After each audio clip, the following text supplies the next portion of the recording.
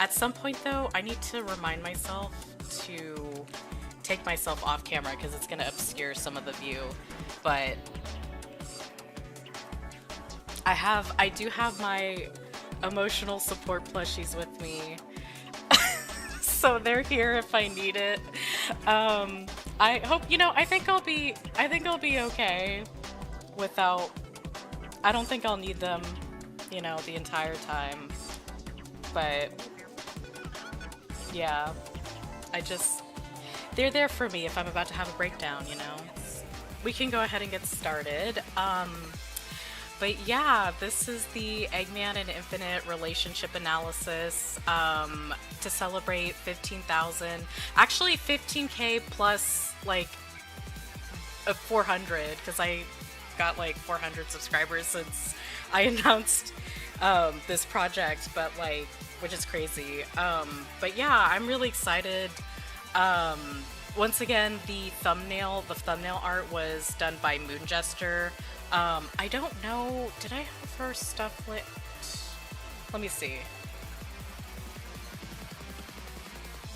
Okay, I have her socials linked in the description, so be sure to give her a follow. She's absolutely talented, and also I don't remember if she's currently open for commissions, but she's absolutely great to work with.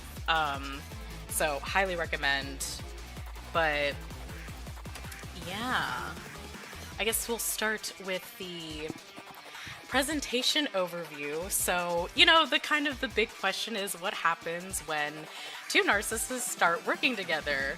And I would say from like a first glance, at least like face value when you play Sonic Forces, is that Eggman and Infinite seemingly, for the most part, had like a successful partnership through most of the game. And at face value, it seems kind of like a boss-employee type of relationship. But I think whenever you dive deeper into their interactions, you can kind of see the cracks from the very beginning. And in this presentation, we're going to cover the Sonic Forces prequel comics, episode Shadow, of course, and then Sonic Forces, obviously, and some like other extra material. So I don't know, maybe some of y'all are wondering, like, why Eggman and Infinite in particular? So to be completely honest with you, there's not a lot of material to cover, so I figured it would be much easier to, like, put a PowerPoint together and stream in comparison to, like, other complex Sonic relationships like Sonic and Shadow or Sonic and Metal. And actually, if I did a Sonic and Shadow or like a Sonato analysis, we'd be here like all night. So I don't really want to do that, to be honest. But yeah, I that's kind of the main reason why I picked it, is just because it's like, it's a lot easier to talk through, because again, we're mainly just looking at one game and then some extra material here and there.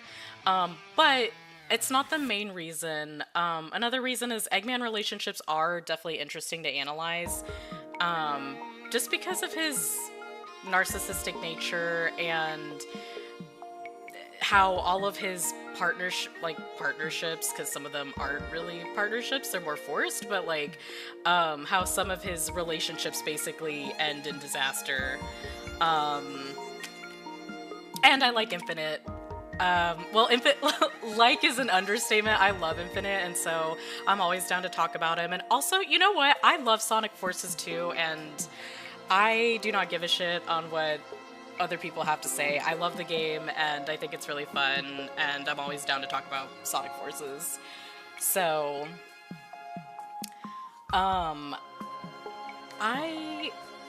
okay, my qualifications to cover this: none. I just like talking about Sonic, and I feel the need to say this just because, like, I don't know, I really feel like, because I love analyzing Sonic characters and the stories, but like, personally for me, I feel like the reason I do it is because it's fun and it brings me enjoyment, and I I don't know. I've been wanting to say this, but like, I, I just like talking about Sonic. I kind of feel like the fandom has taken a weird turn recently. I feel like the vibes have been a lot more hostile and like people are getting, I don't know, I feel like there's just a lot of discourse on like what is the proper characterization or like what's canon and kind of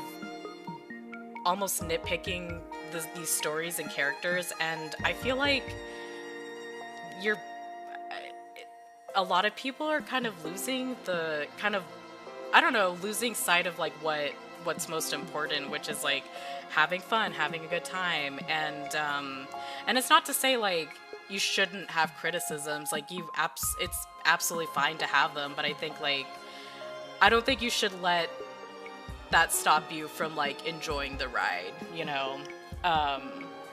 so I just wanted to say that, this is just for fun, which actually segues into my disclaimer. This presentation was made just for fun. It's not meant to be taken super seriously.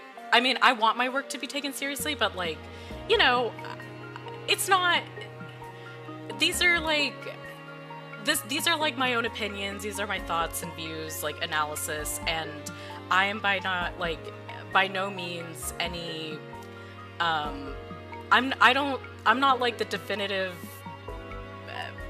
opinion person or analysis. Like I'm not here to like, I'm not claiming to be like correct or saying, oh, this is canon, this is da da da da. And I like,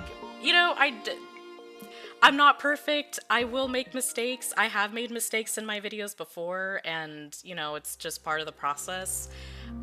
It's part of growing, and if there's something I say that, I don't know, if you don't agree and you don't like it or you hate the video, then don't watch it. And I just want to remind people that life is too short to get angry over a Sonic video on YouTube or any video. And so, yeah, of course, please keep things civil in the comments. I know my audience will, but it's just something I have to remind people. And then also friendly reminder, this is being done live, and I'm not a professional speaker nor a professional streamer by any means, as you could probably tell from the beginning. But, I just ask that you give me grace if I misspeak or make a mistake. And to be fair, I have ADHD, so you have to forgive me. But yeah, I just want to say that because I do plan to have this uploaded after, once I kind of go through and make sure because I'll probably edit out some of the unnecessary or like any awkward pauses or things like that, and just upload it to YouTube. But like, yeah, I just want to say that like this is, I worked on this PowerPoint for like maybe a few months now, but like, again, there might be some things I overlook, and again, please forgive me for not being perfect. You guys can tell I'm kind of like scared of the Phantom. But yeah, I just wanted to say that. So without further ado, let's begin. Okay, so I know it's gonna not really show because my face is there, but we're gonna dive into the Sonic Forces prequel comics first, and we're gonna go in chronological order, starting with the Rise of Infinite. And so basically the comic starts with Eggman struggling to come up with robot designs, and then Orbot lets him know that his sensors have picked something up, and so Eggman sees this mysterious stone on the ground, and he opens the door, and miraculously it is on his doorstep. How absolutely lucky of him. And then he picks up the stone, or what we know as the Phantom Ruby, and of course Eggman Land like emerges out of nowhere, and he's like freaking out because like, oh my god, what is this? And then In that moment, he drops the Phantom Ruby, and it immediately disappears. And so he then analyzes the ruby for like the next few hours, and this is where he names it the Phantom Ruby. But all of a sudden,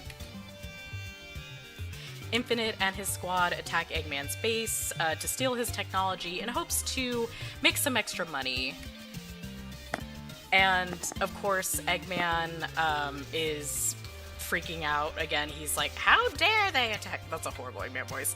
How dare they attack me? I should have been building up my army instead of studying this stupid rock. So again, Eggman has like lucky girl syndrome, and all of a sudden the Phantom Ruby picks up on his like thoughts, his wishes, like for having a robot army. So it makes all these ugly looking robots, in my opinion. But yeah, that just this miracle happens, and then he uses that to attack Team Jackal. And then Infinite like goes straight for the kill, like literally. And Eggman picks up the ruby and uses it to defend himself. And I will say, had he not done that, his head would have been chopped off. And once again, like, very lucky of Eggman, Infinite's sword hits the Phantom Ruby. And what's interesting, it's like Infinite himself doesn't touch the ruby. His, like, blade of pain touches it, and then it reveals his like inner, I guess, desires of like a destroyed world, and it's very dark-sided. He's very much not right in the head. And Eggman takes notice of this, and he also takes advantage of Infinite being distracted and pushes him on the ground and laughs at him. But then something interesting happens. Instead of berating him or just getting his robots to attack him, Eggman, and also despite trying to murder him, Eggman offers Infinite to join forces with him because he thinks he's an interesting guy. He says, "Now you are an interesting guy. I like you," and like is in bolded letters.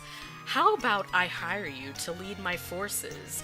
Together, we'll take over the world." And so, you know, he's like reaching down to Infinite, I'm assuming, and then you see kind of like his face is like silhouetted and he has that like shady smile.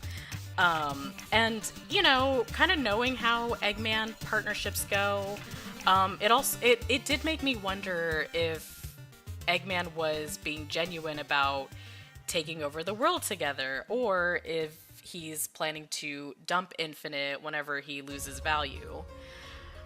Well, we'll put a pin in that for now, but Infinite basically sells whatever is left of his soul and accepts Eggman's offer, and the reason for that is because he is bored and wants to have a brat summer. He says, "Interesting." Oh wait, I need to do like, I want to make sure I do like a really good, it's not gonna be good, but like I like get into character. Oh my god, Eggman aura farming. That's so funny. Oh, I forgot to say this. I have to admit, like, I need to be upfront right now.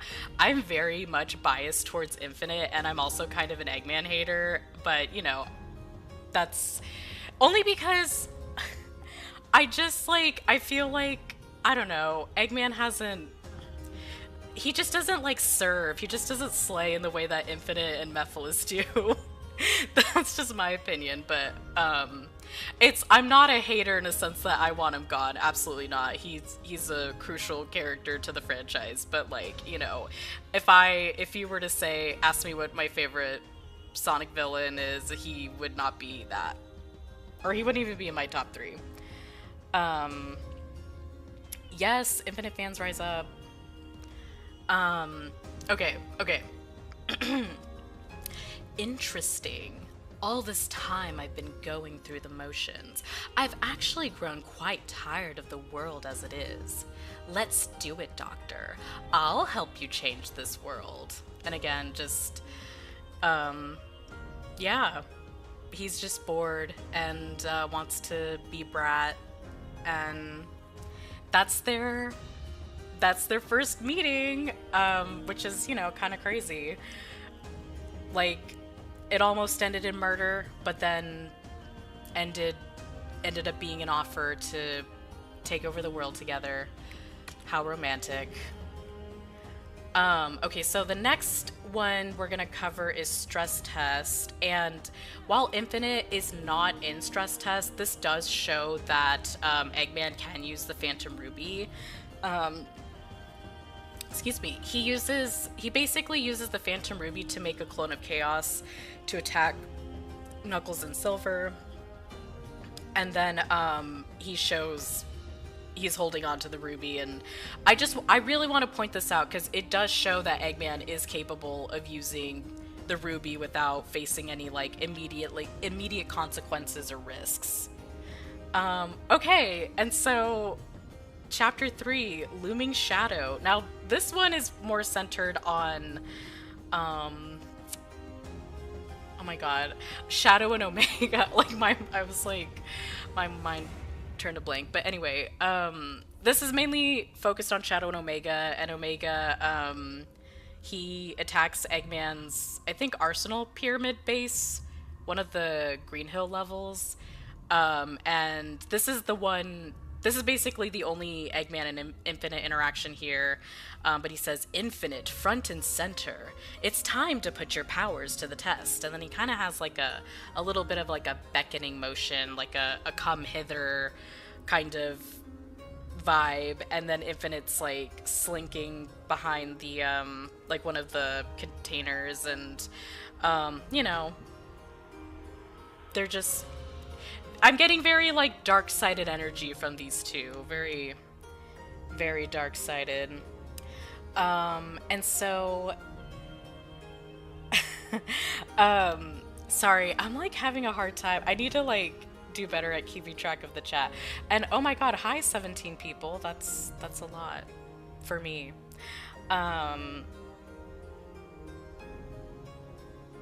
Remember our first meeting? You tried to kill me, Infinite. Let's recreate that. I love that. Oh my gosh, that's so funny.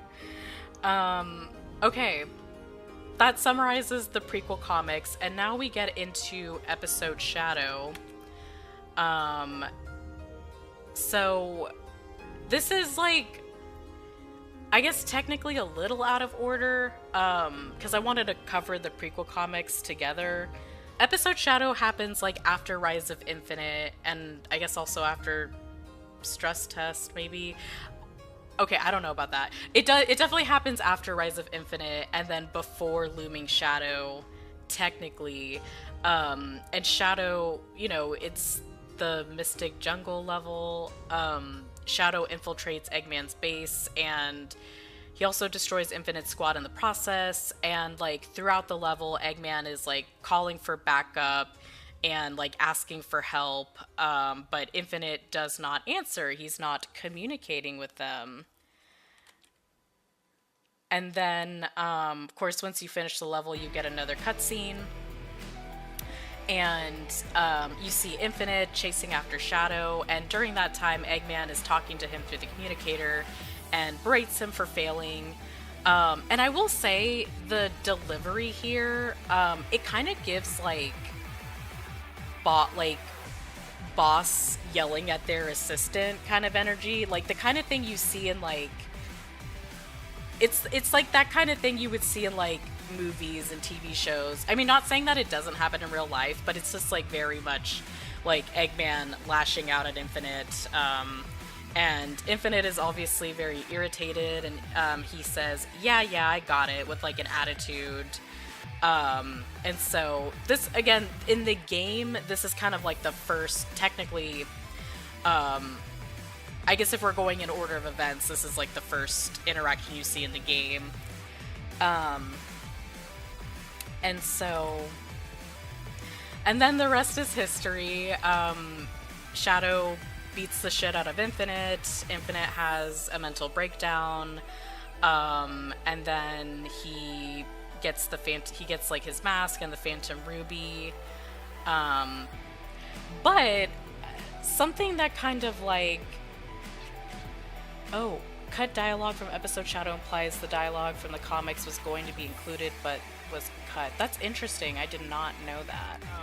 Okay, so something I always wonder is that, like, despite everything, because, like, Shadow was able to infiltrate this base that Eggman was, like, saying over the communicator, like, how important it is and it needs to be protected.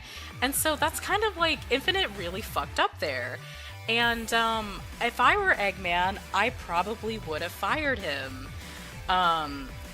But he didn't, and instead he still gave him the Phantom Ruby anyway. And so one other thing I like to think about is that I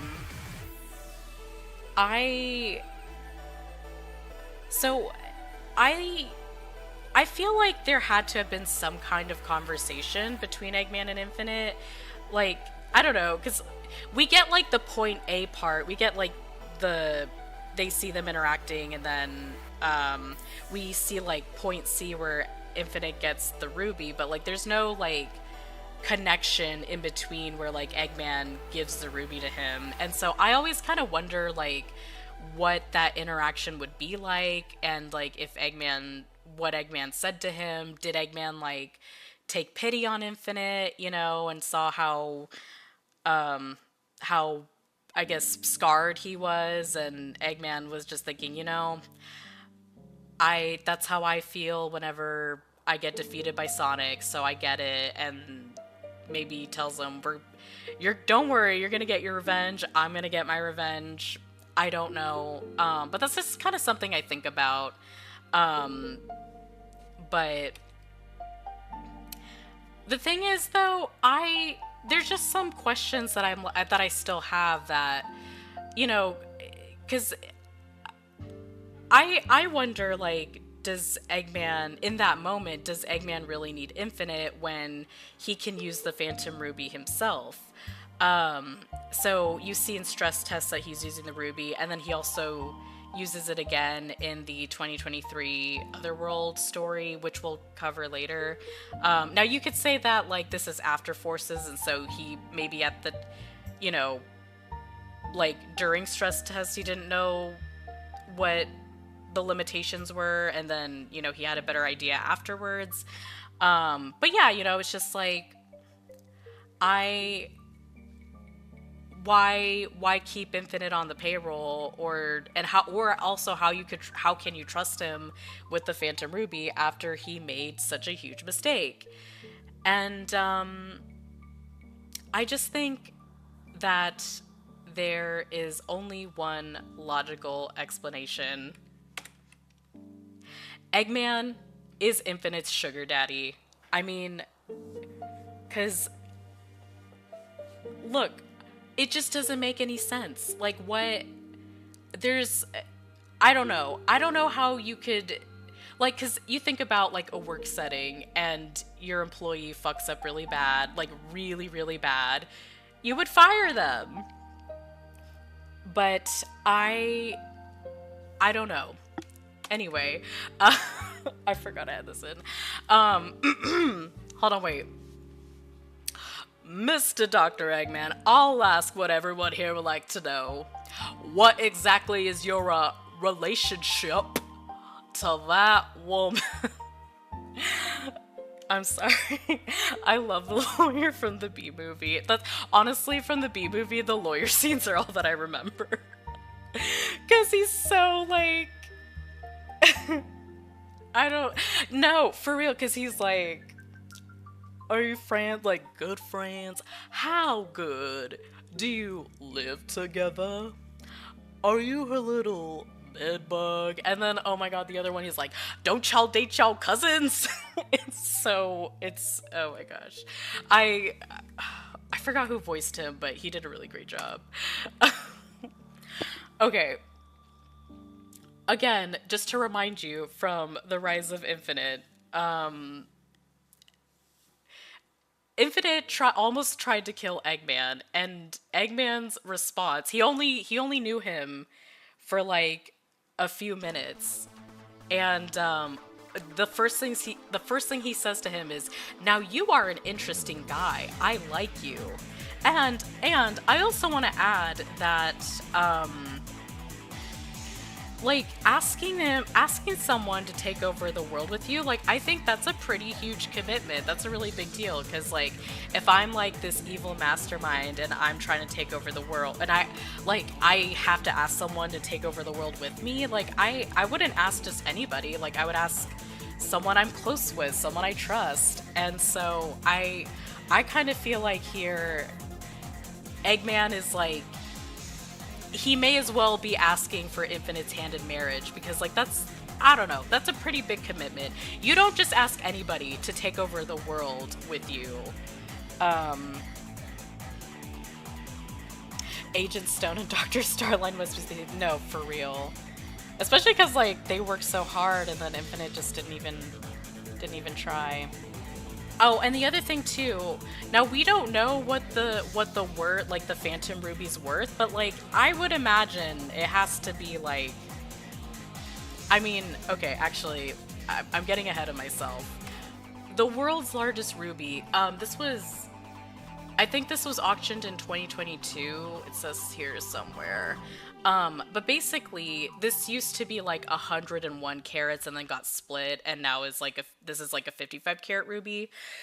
And in 2022, it was auctioned for like almost $35 million, and it is said to be like the largest ruby and the most valuable ruby in the world, at least to be auctioned, at least that we know of right now. So, you know, and not that, okay, it is big. It's a big stone. I bet, like, if in comparison to the ruby that Infinites wear on his chest, it's like a little rock. So, and that's $35 million. So, with this size, oh, also, hold on, wait, let me go back. So, like, with Infinite's Phantom Ruby, like, that has to be in the 100 millions, but then also, considering it has like magical powers or capabilities, I don't know. I feel like that has to be like at least $1 billion, but maybe again, it's probably something you can't really put a price on. But this has nothing to do with the relationship. But I actually, when putting the PowerPoint together, I've been like really fascinated by rubies. And because I wanted to see if like Sonic Team, I was curious to see if like Sonic Team did any research on rubies and like kind of their properties and stuff like that. But one thing I learned is that rubies are considered rubies are considered a symbol of power, and that they were used in battle by the Burmese warriors, and like they like embedded the rubies into their skin. Because they believed it would like grant them true protection. And I don't know if y'all know about like, because okay, at least what I would see on my TikTok feed is like some people will use stones to like, or different gemstones to wave off like, you know, for protection, wave off bad energy, or like give yourself, you know, help your, you know, try to balance your energy, like that kind of thing. I don't know much about that, but you know, sometimes I see it on my TikTok feed. But I don't know, I thought that was really interesting, especially when you think about the Phantom Ruby, and like it basically is like, it almost does make Eggman and Infinite invincible. So I thought that was interesting. And then one other cool thing is the Star Rubies, the pictured here on the bottom right. These have like this kind of like really cool visual effect that reminded me of like how they designed the Phantom Ruby. So I don't know, I thought that was really neat. And again, I don't know if I don't really know if like Sonic Team happened to do research on it, but like it's kind of interesting how like to see the similarities. But anyway, I just wanted to talk about that. So this kind of goes back to some lingering questions. You know, if it's the case that Infinite is Eggman's sugar baby, does this make Infinite a billionaire by proxy? And can you really put a price on the Phantom Ruby? And who really is in control here? Well, all joking aside, I do think that we need to cover the Japanese and the Japanese version of the prequel comic and episode Shadow, just to see if we get like a little more insight, because you know, for me to say that, oh, they're definitely in a sugar daddy sugar baby situationship is not, you know, I need to do my due diligence. And also I am mostly joking, by the way. I don't actually think they're actually, I mean, anyway, whatever.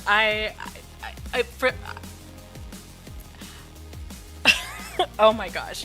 Okay, what I'm trying to say here is we're not really given enough detail in the English version, so maybe we can look at the Japanese version to just see like what they were trying to go for. Because and also I just want to say I am not here to like say which version is better. I like looking at both scripts just to kind of see like the localization and kind of what both sides, like the Western side and then the Japanese teams were going for. So the Sonic Forces prequel comics were written by Ian Flynn, and then I think Eitaro Toyota wrote the prequel, like he translated it to Japanese. Oh, I love the song. Oh my gosh. Sorry. See, I have ADHD. Oh my god, what was I saying? So, yeah, I think Eitaro Toyota translated it and localized it for like their Japanese audience. But basically, I think, and obviously I don't work at Sega, so I have no idea what the dynamic is, but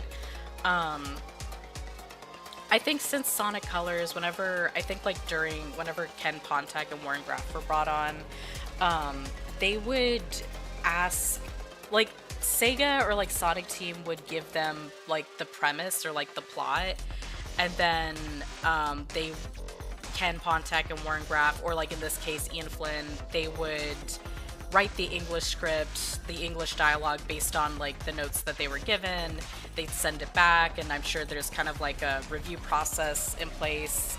And then Sega Japan, they will take the English version and they make some changes based off of like kind of their audience, and so that's why there is sort of a, like, I think post Sonic Colors is where you kind of see like kind of a stark difference between the Japanese and English versions. But I will say, I think definitely Shadow Generations and then even a little bit of Sonic Forces mostly align.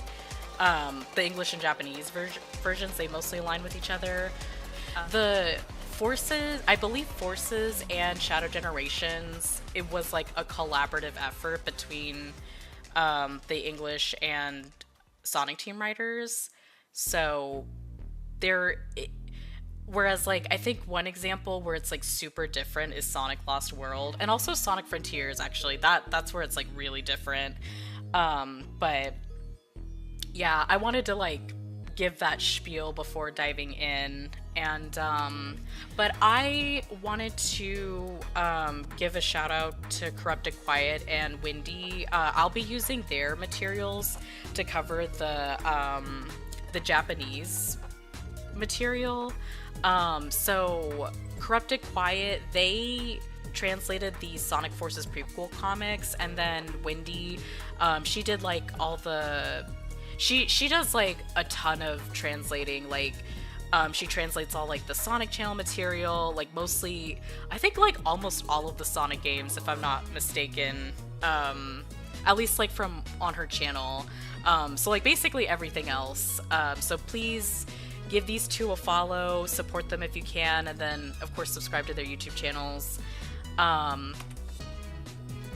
But one thing about Sonic Channel, which to those that don't know what Sonic Channel is, it's basically like Sega Japan or like Sonic Team's official website.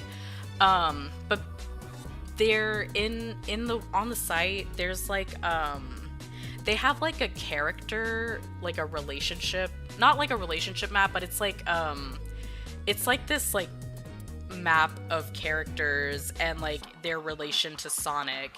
And Infinite, Mephiles, and Chaos are like grouped together.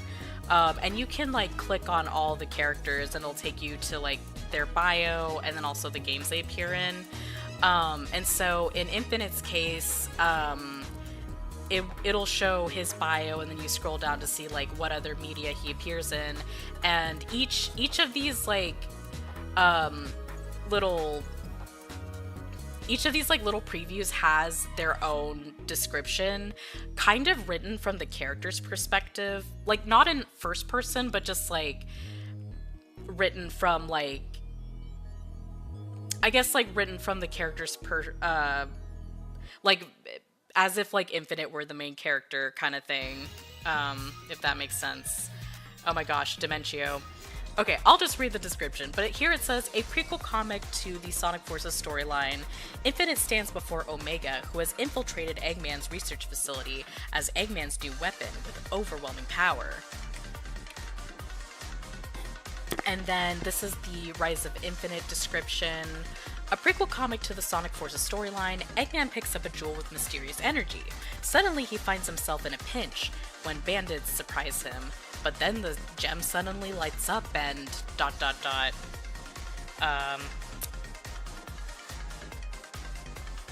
Definitely leaves it at a mystery. So, this is like kind of one of the minor differences between English and Japanese, but in the Japanese version, I would say like for the most part, the two are saying almost the same thing, but it's just phrased a little differently. There's like they're like two different flavors, if you will. So here, kind of like one of the minor differences is like in the English version, Eggman is struggling to brainstorm new robot designs. But in the Japanese version, he's actually wondering why his like skills in designing robots have become subpar. So it's like two sort of different situations, but like the Japanese version kind of gives him more like I guess more of a little bit of like a perfectionist vibe, if you will. Again, just like two different flavors. And then here is his reaction to the Phantom Ruby. Fascinating jewel. I'll investigate you thoroughly and reap the reward. And again, it's like mostly the same as the English version. Here, this is an instance where the English and Japanese versions are like almost basically the same. But here is where things get just a little bit different. So Infinite's reasoning for attacking Eggman's base is like, it's the same, to steal his technology and make money. But like, again, the phrasing kind of gives it just a little bit of a different vibe. The one I wanted to cover here is like, plunder the whole lab. Eggman's tech will yield excellent profit. And so, in my opinion, I feel like the Japanese version, Infinite comes off as like a little like I wouldn't say far more confident, but he's like more, if he feels more confident in the Japanese version, whereas like in the English version um he says something like Eggman's tech is sure to yield, or no, Eggman's tech is sure to fetch a hefty bounty. So it's like, the way I would describe it is like in English he's like 90% sure, but like here he's like 100% sure. That's like the kind of difference that I'm trying to communicate. Like here he's like certain that stealing Eggman's tech is gonna yield excellent profit. It'll be really profitable. Again, it's like they're almost saying the same things, but it's just kind of a different flavor.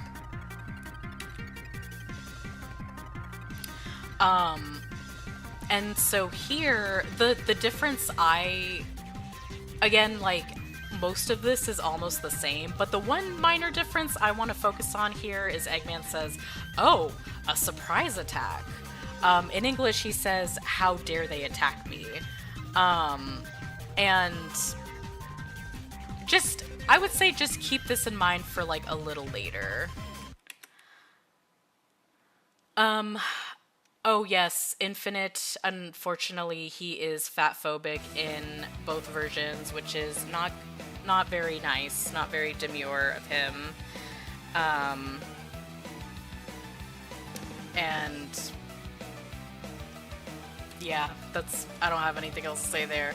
But here is like where I would say the main difference is. So hold on, let me make sure I get my bearings. So here he says, you show good potential. I like you. Why not join me and lead my army? Together we could rule the world. So Eggman is kind of... So in the English version, Eggman takes an interest to Infinite's, like, I guess his worldview. But here, Eggman is interested in Infinite because he sees good potential in him.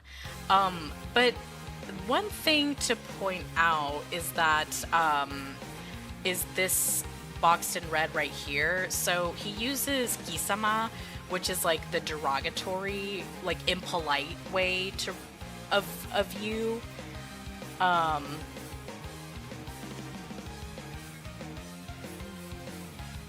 Oh my gosh, Sonic Forces is a story about how Infinite overcomes his fat phobia and finds him a sugar daddy that gives him a Brad Summer. Yes, absolutely. Yeah, love that plot. Okay, so he uses Kisama, which is like the derogatory version of you, and it's like a way, he's like talking down to Infinite. So he's kind of, it's on, like the vibe is like, oh, you poor thing. You show good potential. Let me, like, join my side. Now, I will say, to those that aren't familiar with the Japanese language or, know any Japanese, this is not used in, like, everyday language. Like, you really see Kisama show up during, like in fictional media, so like in manga or anime, or like TV shows. This is not something you say in everyday Japanese language, so don't say it because people will look at you funny. And okay, so hold on, I'm just trying to make sure. So here he's still like offering Infinite's kind of a leadership role, again because he sees potential in him, but just keep in mind of like he's also talking down to him as well. And in the Japanese version, Infinite accepts because he kind of wants to play like a bigger role in life than just be like a typical bandit. So he says, "I see. Up until now, I've been playing a common villain. I have been tired of this dull world. Intriguing. Fine then, Doctor. I'll help you change this world." And again, like they're almost saying the same thing, but the vibe is just a bit different. Fine Then Doctor has like a different, it's a lot more reserved, a lot more held back in comparison to Let's Do It Doctor. And I do want to point out here, it literally translates to I've just been playing pretend, and that could also fit here too. Like he's just playing pretend on like being this big villain, but in reality he's not doing anything out of the ordinary. I guess he's not doing like Eggman level type of villainy or Mephiles type of villainy kind of thing. And so I feel like yes, he is bored, like he is, he does think the world is very dull, but like here he also he kind of wants to like take opportunities, play a bigger role, I guess be a big shot, if you will. And so moving on to Looming Shadow, Eggman says, Infinite, it's your turn for center stage, which kind of, it aligns with what Infinite was saying about like wanting to play a bigger role, wanting to, not be a common villain. So, it's your turn to like take the spotlight.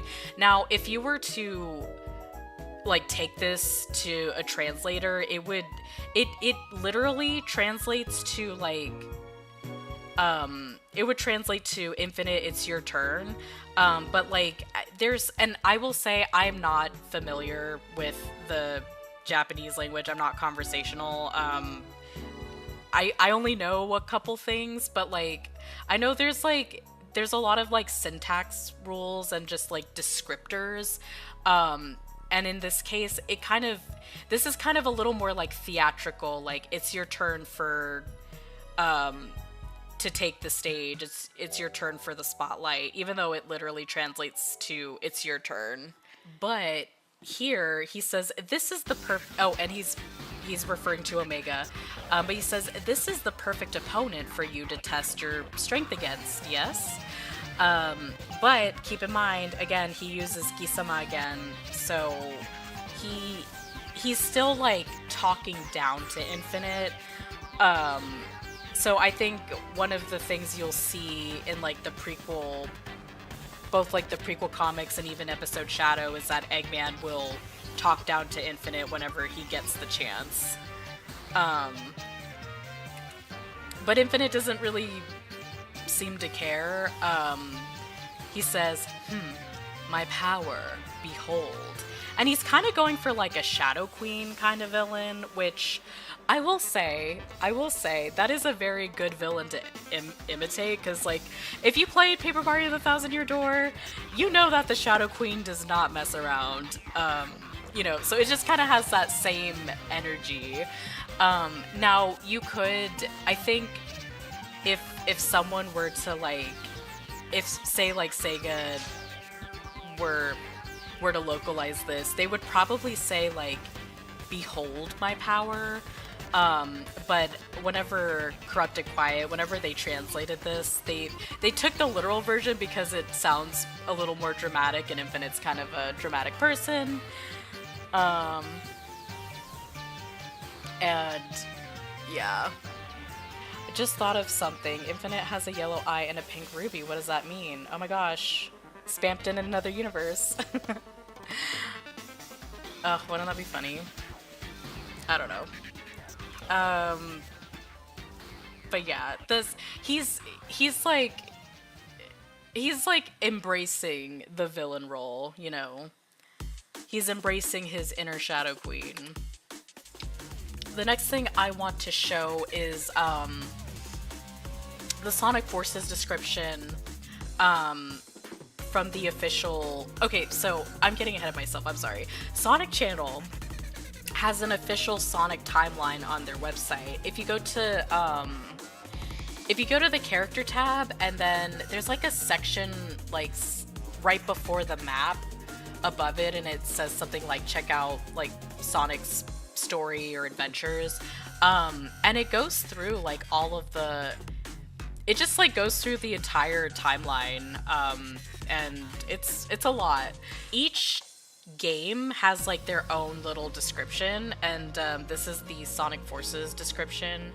But there's something that I want to talk about because like I basically want to talk about this boxed in here, but Dr. Eggman, with the power of his newly acquired Phantom Ruby, creates an unlimited army and controls 99% of the world, with Infinite in tow. So the phrasing here is interesting, but also like it's deliberate, because I think to be in tow of someone is kind of like you're closely following them or you're kind of under their guidance, and I think that does align with Eggman's offer in the Japanese version. But it would also, I think more importantly, it also suggests that like Eggman wants to have, well, he wants to make sure, he wants to keep Infinite on a leash. Pun not intended. But he wants to have some control over him, and seeing that like Infinite with the Phantom Ruby has a lot of potential, you know, he kind of wants to make sure he stays in line, because it would probably end up really bad if he was given unlimited power and like unlimited autonomy. But also Infinite is also like kind of also a bodyguard for Eggman that can protect him from like attacks by the Resistance. So I thought this was really interesting.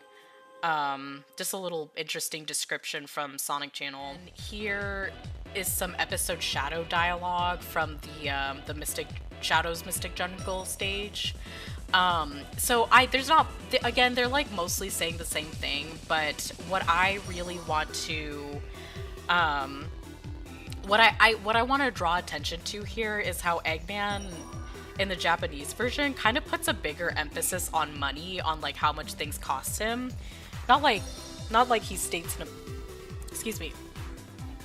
Not that he states like an amount, a specific amount, but a specific amount. Oh my gosh, I can't speak. But he's, you know, he says, I paid good money to hire the best mercenaries. The analysis computer in the core of the facility costs a pretty penny, you know? So it's just, he talks a lot. He's like, he talks more about money in the, like, through the communicator, and, you know, is concerned with the amount of destruction that's gonna cost him.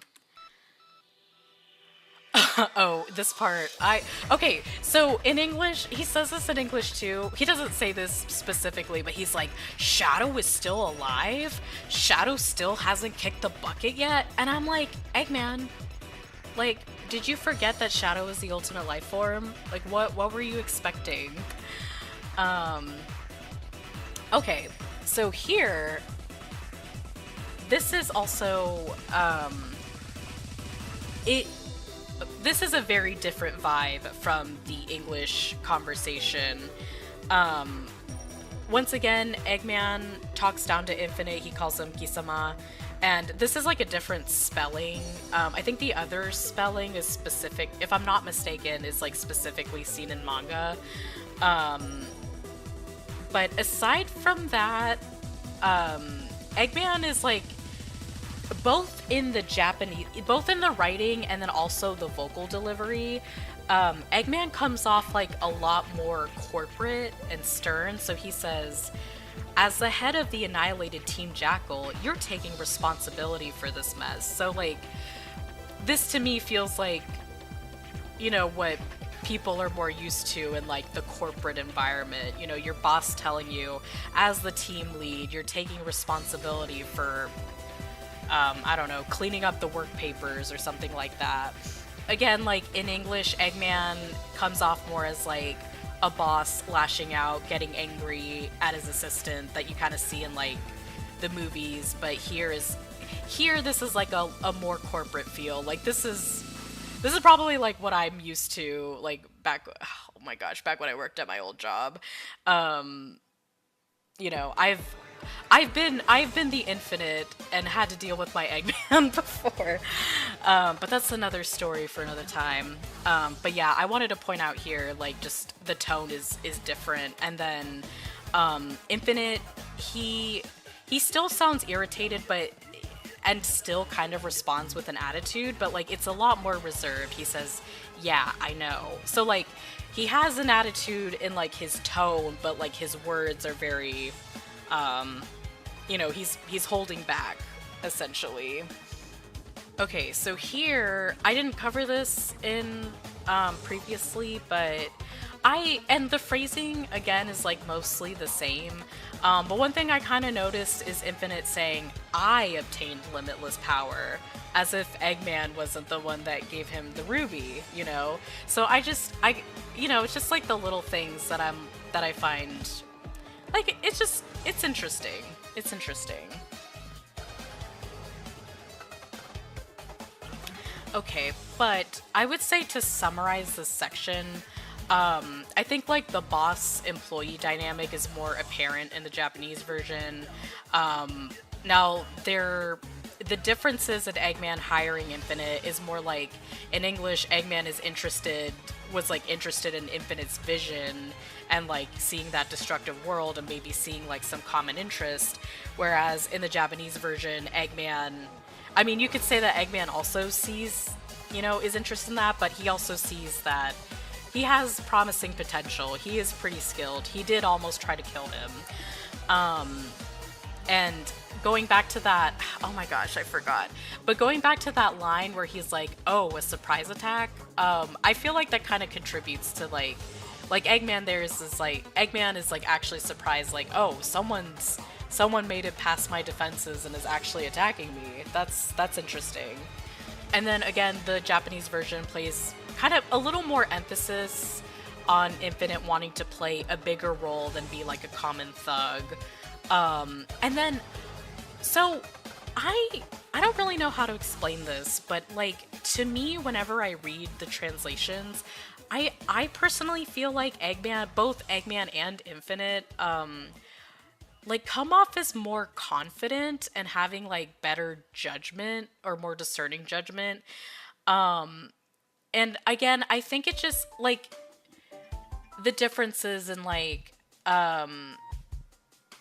when Infinite says Eggman's tech is sure to fetch a hefty bounty in comparison to like Eggman's tech will yield excellent profit. There's just a little level, like just a little extra confidence there that I don't know. I know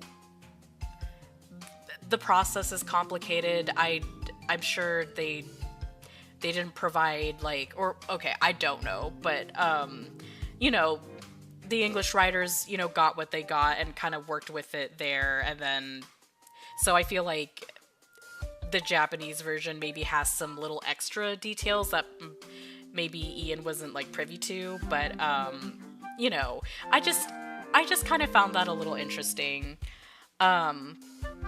But I would say like the most important detail or like to takeaway to remember is how Eggman is like talking down to Infinite, and he uses Kisama towards him on 3 occasions so far, and I think it's just kind of like a way it shows that he views him as inferior, and I don't think it's not something because this feels a lot more explicit, like a lot more like obvious than it does in the English version, interestingly enough. And I guess again, English version is more like in that one episode Shadow cutscene, angry boss lashing out, yelling at their assistant type of energy.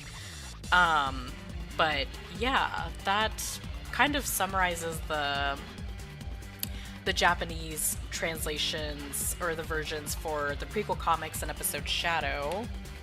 But now we get into Sonic Forces, and I will say from here on out, I will include the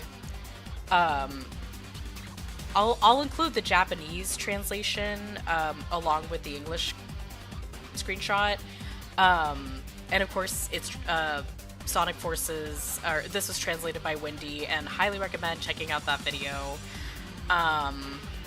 But yeah, I'm gonna cover both like simultaneously, moving forward, rather than just like do English first and then the Japanese one. But I is it a month later? I think it's a month later. I don't know. I don't. Sonic Forces has like a very interesting timeline, but a month or two later, Eggman and Infinite not prepare, but like they attack Sonic, and Sonic is taken to Eggman's Death Egg prison, and for like within 6 months, Eggman and Infinite manage to take over 99.99% of the world.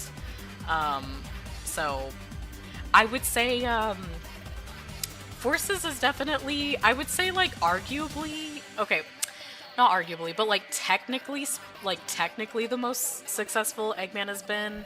Only because like he was able to take control for like half a year, whereas like in other games, I don't think even though he may have like Sonic Unleashed, like he split up all the the planet, but he didn't like. It seemed like he didn't have control over everything, at least for not as long as Forces. But one thing that is interesting is like in both versions, Eggman refers to Infinite as like his new weapon or instrument of destruction. I also noticed like some of the Sonic Channel descriptions say that like he like I forgot what the phrasing was. I should have included it in here, but like it's like Eggman and Infinite, his new weapon, da da da. Kind of like viewing, I guess, seeing Infinite more as like a tool, something he can use for his own benefit, type of thing. But one thing I find interesting in the Japanese version, because I don't think the English version dives or says a lot about this, but there's one line from Ghost Town, the first classic Sonic stage, where Tails says, "There's something different about Eggman this time. That's the feeling I get." And I'm glad there's a line like that, because I will say, to go for like Eggman's character in Sonic Lost World, and then even also Team Sonic Racing, which is stated to have happened before Sonic Forces on the official timeline. Like to go from that to Forces is like quite the dramatic shift, in my opinion. And because I think again, like Forces is probably I think is arguably the most aggressive and ruthless Eggman has ever been, because like while he did blow up half the moon, he also invaded Soliana. I feel like there was like, and I feel like there was like some reservation there. Like he didn't completely, he wasn't like bombing everything like he is in Forces, is what I'm trying to say. I would say before that, I guess Sonic Unleashed is where he's like, I mean, because splitting the whole planet is not a good thing, but also everyone in that game seemed to do okay, like they weren't hurt. They did get possessed by Dark Gaia demons, but like they weren't, but I think that was kind of more of like an unintended side effect. But anyway, that's where, but like how Eggman acts, and like, and again, I know part of that has to do with reviewers during that era wanting Sonic to be sillier, and is like, Sonic's a cartoon blue hedgehog, he shouldn't have all these like serious plots or whatever. Oh, in the Chaotix files, Vector implies Gun barely recovered from Forces, which is pretty nuts. I actually haven't watched it yet, so that's interesting. Thanks for letting me know. And Yeah, I haven't had the chance to watch it yet because I've just been like scrambling on just getting stuff done. It's been busy for me these past couple weeks, but that's very interesting. So yeah, like the damage, also the aftermath is pretty bad too. So, and I honestly, a part of me feels that like, or not a part of me, like I honestly do think that Infinite's like behavior, his like callous personality rubbed off on Eggman. And then also what's funny, because I don't actually include it in here, but like you could also see Infinite saying some things that Eggman has said before, like okay, I don't know if the line got updated in Shadow in like Sonic and Shadow Generations, but that blue jelly line, Infinite also says that. Um so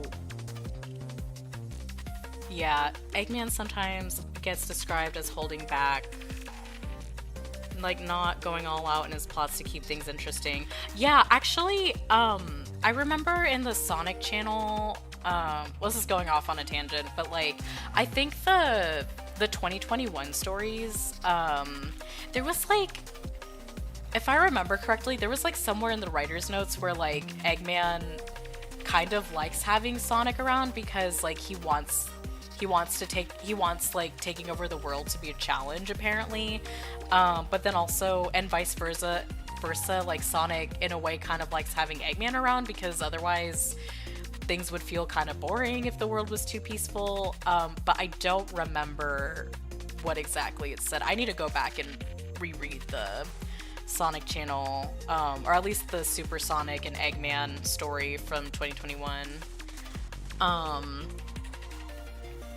But yeah, I think another thing too is that Tails also says he says Eggman's reading is getting closer. He seems to be moving from place to place though. There's another strong reading with Eggman. Could it be the monster from back then? Which honestly, Tails calling Infinite the monster, or like I feel so sad because like poor boy was just traumatized, and yeah. So what this kind of says to me is that I think Infinite is like, Eggman is also using Infinite as a bodyguard, I would say like a good chunk of the time. So while Infinite may have like a certain amount of autonomy, Eggman uses him to move from place to place, and you know, so that he's not maybe getting like attacked by the resistance, or if he does get attacked, Infinite could just take care of that or basically kill them. But it also like sends a message too, like he's basically messaging to the resistance is that like as long as Eggman, or not Eggman, as long as Infinite is by his side, he's like basically untouchable, he's invincible. So there's kind of like that aspect to it as well.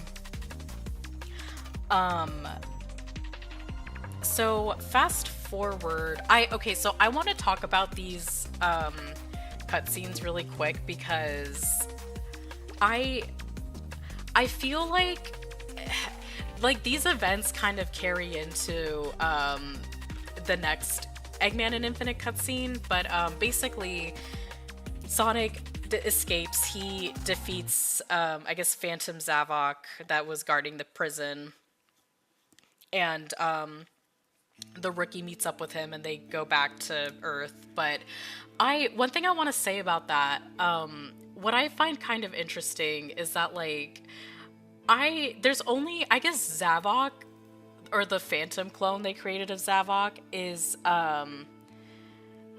he's the only thing that's guarding the prison. And sure, Eggman has like other robots defending it, but like I don't know, I feel like if I were Eggman, I would probably try to make more Phantom Ruby clones to guard the prison in the event that Sonic might actually escape, or like the resistance, like if you know, like Tails, not Tails, Team Chaotix Silver and the rookie, of course, like they broke into the Death Egg prison. Like I don't know. I feel like Eggman should have maybe had some contingency plans for that.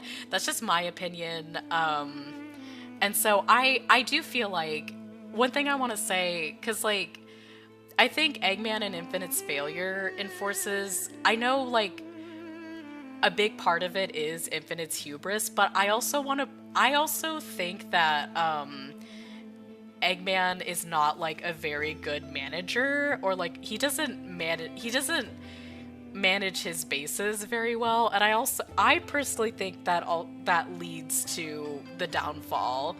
But anyway, the next scene, Infinite and Silver fight each other until Sonic cuts in, and then one detail to remember is that Infinite unknowingly drops a Phantom Ruby prototype while fighting Silver. Then Infinite fights Sonic and loses, but then he cheats, overpowers Sonic with a Phantom Ruby, and then just leaves. Again, his hubris is his downfall, whereas like Eggman's poor management is his. But now we get into this is like, okay, aside from episode Shadow, this is like the first, like if you were playing Sonic Forces for the first time, you were likely, this was like the first Eggman and Infinite cutscene you probably saw. So Eggman and Infinite, they touch base at Green Hill Zone because I guess there was one Phantom Ruby prototype over there. And then you see like Infinite crushing it with his hands, and he says the disposal of the Phantom Ruby prototypes is complete. Of course, we know that isn't the case because he drops one while fighting Silver. And I find this conversation kind of interesting, just because it like I think it shows. I don't know. I guess it does show, like, not show, but it's a little bit of information on how the prototypes were supposed to work. But Eggman says that it was a defective model and could only be used by the first person that was to trigger it. And then, also remember that Tails and Classic are eavesdropping from a distance. But yeah, I mean, it makes sense that he wants them disposed because it would basically be useless for him if he can't use it. But also, this is one thing that we don't know is like how the prototypes were scattered around, or like, yeah, or like who was really in charge of doing that. Like, I guess Eggman asked Infinite to dispose of them or find them, and I don't know, but like, we don't really have like a lot of context with that. But one thing that Infinite says that kind of makes me wonder a bit is he answers, only a being with my strength of will could ever activate it. And then in Japanese he says, correct, without a force of will akin to mine, it cannot even be activated. And I'm thinking, like, how does he even know that? Which this just makes me believe that he was involved in, like, studying the Phantom Ruby with Eggman.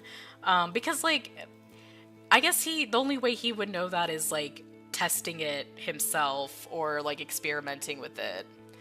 And then Eggman smiles at Infinite's answer, and it's very weird, very creepy, but, you know, it's like, I guess if it's kind of him being sort of happy or impressed with him, but, then we have, Eggman says it doesn't matter with the Mystic Jungle Lab locked down. And then he has what I think is like a passive-aggressive confrontation, especially in the Japanese version, because he's like, the English version, he's like, which reminds me, didn't you run into Sonic there after he escaped? And then in Japanese, he's like, oh, right, I heard you met the escaped Sonic over there, didn't you? It's just very like, I don't know, just he's like, oh, I also heard you run it. Like, it's not very direct. It's, I don't know, it comes off as passive aggressive to me. And then Infinite BSing his answer like a true manager. Now, I will say, to be fair, he is honest. Like, he does say he's honest about running into Sonic. But he knows, I know he knows that this is not something Eggman wants to hear. So, yes, I love Egggate. I love Sonic Force's soundtrack. It's one of my favorites. It's so good. I feel like it's underrated. Okay, anyway. So Infinite knows, like, this is not, like, saying that he didn't do anything, like, he didn't, like, capture Sonic. That's not something Eggman wants to hear. So he says, there's no need for concern. He tries to assure Eggman that he has nothing to worry about. But of course, Eggman does not like that. He's not happy to hear that. And so, I'm gonna go a little out of order, but Eggman says, you let the hedgehog live? That's a great source of concern. And then, interestingly, in Japanese, he says, you let him go. Can't you tell the difference between a runt and a combustible? Which, it's, again, the phrasing, like, the Japanese version makes more sense in this instance, because, like, Eggman would not want... Eggman wants to be the one that finishes Sonic, that kills him off, not anybody else. So it kind of makes more sense that he says you let him go in this case. But one thing that's really important is, again, in Japanese, he uses Gisama once again. And this is the fourth time he uses it towards Infinite. And so, like, again, now, I will say, I guess, in Eggman's defense, he's frustrated, because, like, what the fuck, Infinite? That's not, why would you do that? But, yeah, so, like, I feel like in English, it's kind of justified, Eggman's anger, but then in Japanese, I think, like, of course, he's insulting Infinite, or, talking down to him again. But Infinite's response in English, like, okay, in English he's like very much a brat. He's like, for you, perhaps, he has beaten you for decades, yet I defeated him on our first encounter.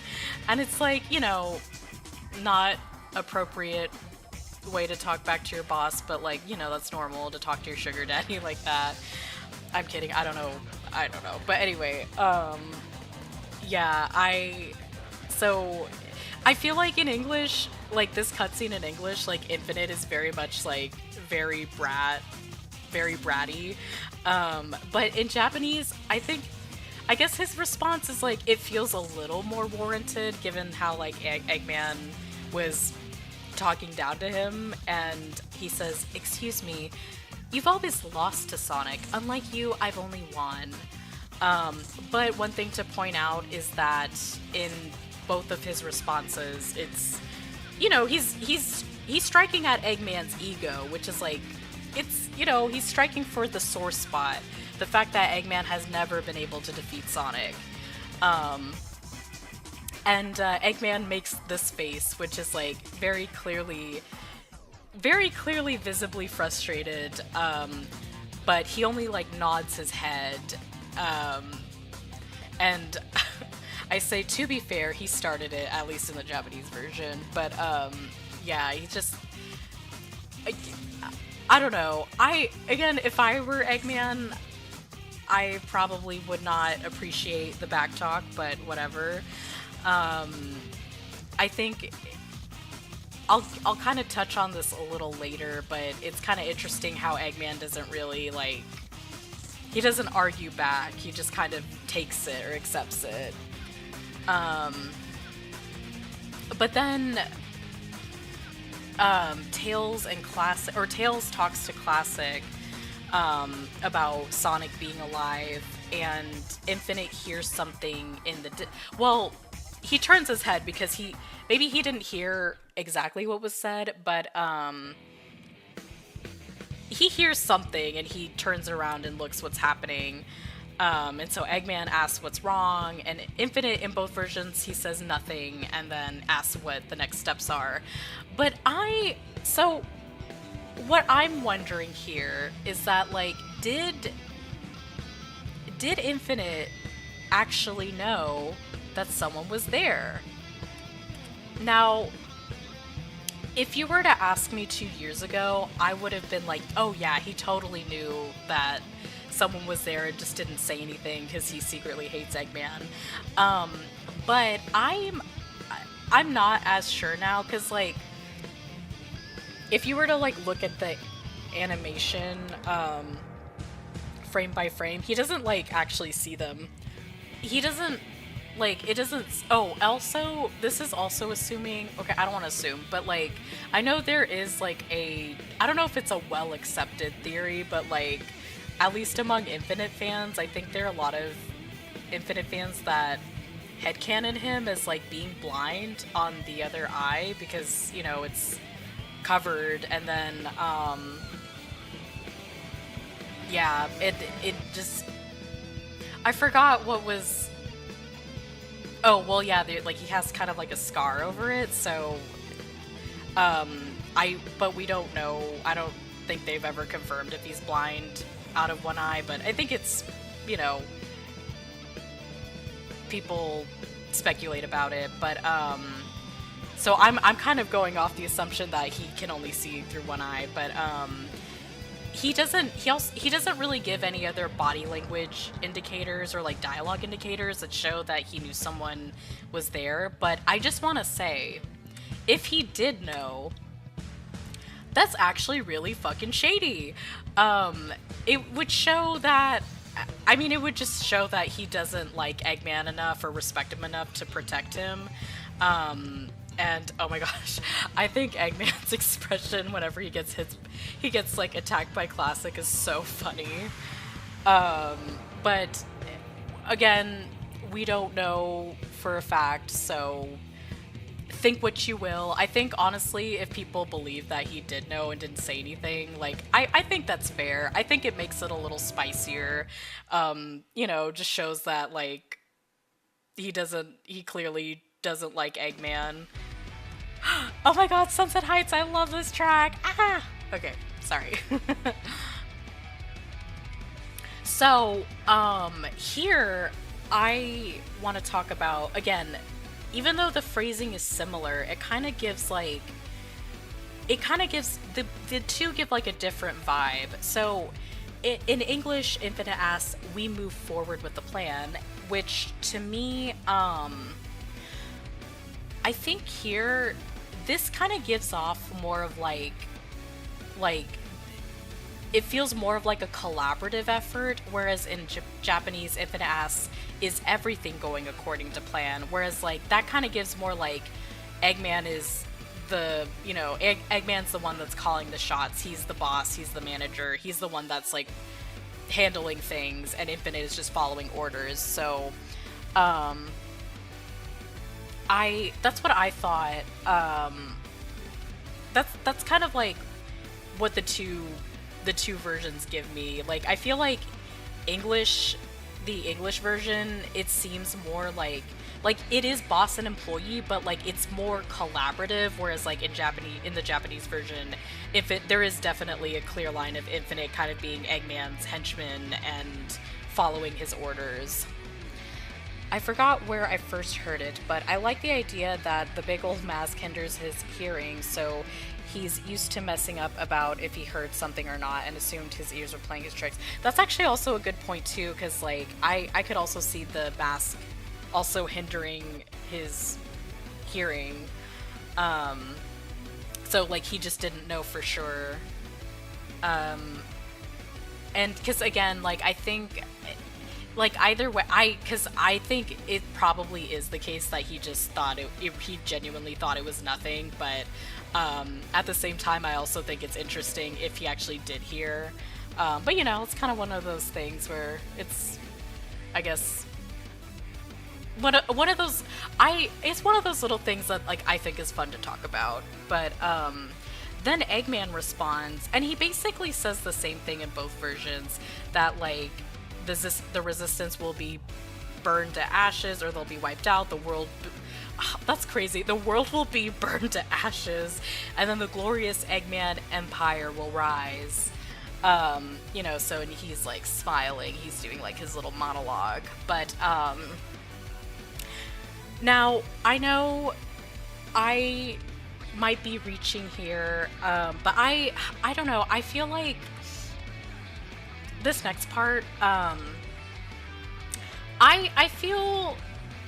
do feel like there is intention in the way, like a lot of intention in the way like the characters are animated and like throughout the games.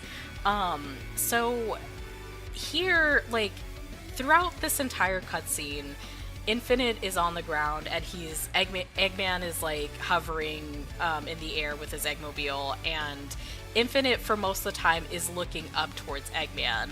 But then he uses the Phantom Ruby to like float in the air, and he says, and the resistance will yield to the Phantom Ruby's power, all will submit. And in Japanese, oh my gosh, he says, and all the trash of the world will bow down in fear at the power of the Phantom Ruby. But in this, it's interesting, like, how the conversation ends, where now Infinite is the one that's, like, higher in the air, and Eggman is the one that's looking up towards him. And all Eggman does is, like, nod, and he's, like, in both versions, he's, like, like, not like that, not aggressive like that, but he's, like, like, yes. He's nodding in agreement, but he doesn't look, he isn't smiling like he was previously. He actually looks like, he maybe even looks, like, a little irritated here. That, what I think, and again, I understand if it feels like I'm reaching, but I kind of feel like Infinite stole Eggman's thunder. Like, he kind of stole the last word. He's the one that has the last say, like, in the dialogue, and that probably gets on Eggman's nerves. And I'm gonna cover, like, the placements in their second cutscene, but I found it interesting here that, like, their conversation ends with Infinite being, like, a level higher than Eggman, and then he flies off. But if I say, like, to summarize this cutscene, I would say, like, it shows that even though they have achieved a lot within those 6 months, the two don't really respect each other, especially in the Japanese version. Ugh, I love Eggman Land, the theme song. I can't say I love the level because I actually have not played it yet. I haven't finished Unleashed yet. I started Unleashed like a few years ago, but I'm stuck on one of the Chunan night levels, and it's so hard. Like, I can't do it. Okay, but their next interaction, it happens in Capital City, where Knuckles has, like, Operation Big Wave, and Eggman tells Infinite to use the Phantom Ruby on the Resistance. In Japanese, he says, "Let them play in the pits of hell." So that's funny. But I will say once again, I feel like here Eggman has Infinite in tow. So somewhere in Forces they said that, like, I think somewhere in Forces it was said that Metropolis City is, like, Eggman's main base, or, like, his stronghold. Or at the very least, like, that seems like his city in a way, which honestly, I feel like Eggman, like, Metropolis City or Capital, whatever, I forgot what it, I think it's Metropolis, but it feels very much like, okay, first of all, I think it's different from Grand Metropolis and Heroes, but, like, it very much gives me the vibe of, like, if like corporate overlords had their way, like this is how they would design their city kind of thing. It's so like minimalist and just I not very, I don't know, it's very icky. Um but yeah. But okay. Sorry, I'm getting distracted again. But so Eggman, like he would, you would think he would have like all these ample resources to hold off the resistance, but again he kind of keeps Infinite nearby him, or I mean I guess he's in Metropolis, but like Infinite is there to kind of like, he's kind of insurance that like things won't go awry for him. um so I thought that was interesting. And then, of course, after the level, your custom character, your OC, runs into Infinite, and you two battle each other. And of course, you defeat Infinite with all your amazing strength. And you know, how humiliating, how embarrassing for Infinite. I'm gonna assume that I'm sure he didn't tell Eggman about that, but also he fails to notice that you have a Phantom Ruby core, like a Phantom prototype in your hand. I mean, it like drops, and again, okay, so actually the mask absolving his hearing kind of makes sense, because like, you would think he heard that, but you're the rookie like grabs it really quickly. And so I guess he like doesn't actually notice, but okay. So this next set of events, again, I have to explain this set of events before I explain it, go through the next cutscene, because I actually, when I first played Forces the first time, oh my gosh, that I jumbled up my words. Okay, when I played Sonic Forces the first time, one thing I was like wondering is why Eggman and Infinite were always meeting in Green Hill, and I'm like, they have all these bases, like why are they why are they there? But this part explains why. So Knuckles sends your custom character out to Green Hill to make a big distraction, so that Sonic can go to Chemical Plant or Network Terminal, which is the track that's actually playing right now. Very fitting. So he can find the computer room and for Tails to hack into the Death Egg and basically shut off the power so that Classic and the Chaotix can break in, and then they basically destroy the Death Egg. And, you know, one thing I hope is that, because, you know, when that one Zavok boss fight, you could like in the background you could see like all these Sonic Forces avatars in like these prison cells, and so I'm just hoping that they were able to evacuate everybody before the Death Egg exploded. But you know, I'm gonna hopefully assume yes. But yeah, then the Death Egg explodes. But Eggman, so Eggman and Infinite go to Green Hill to see what the commotion was. And because Eggman keeps Infinite on a leash, he needs him for protection. Both of them go to Green Hill only to find out that they're too late and the Death Egg is destroyed. And I'm just saying, like, had they split off, like if Eggman told him to like check other areas, maybe this would have been prevented. That's how I kind of feel. Again, I will say I am an Eggman hater, so maybe I'm just giving him a hard time. But anyway, but that's not the thing I want to focus on. What happens here is, again, like going back to like the placement of the characters. Now this time, Eggman is like hovering, I guess his Eggmobile is hovering very close to the ground while Infinite is floating, and this time Eggman is looking up towards Infinite. So like the placements are kind of reversed. And on this regard, I do think the reason why I think these are intentional, because I think it's just kind of a way to symbolize like the maybe like the power structure, like the dynamic of the relationship. Because one example I have is Sonic Adventure 2 with Sonic and Shadow. When Sonic sees Shadow for the first time, Shadow's like standing on top of the destroyed gun robot, and like Sonic is looking up to him. And then this happens again in the during the Prison Island boss fight, where once again Shadow is like a level higher than Sonic, and Sonic's looking up towards him. But then in the final confrontation, they're both on the same level. And to me, that, like, I think that kind of shows, at least for those first two interactions, it kind of shows how, like, how Shadow seems to be more powerful than Sonic. But then in their conversation, like, before their last boss fight, they're, like, on the same level. And Shadow is now the one asking, like, what, who exactly are you? And Sonic's like, just a guy that loves adventure. What you see is what you get. I think I botched that line. Okay, whatever. But,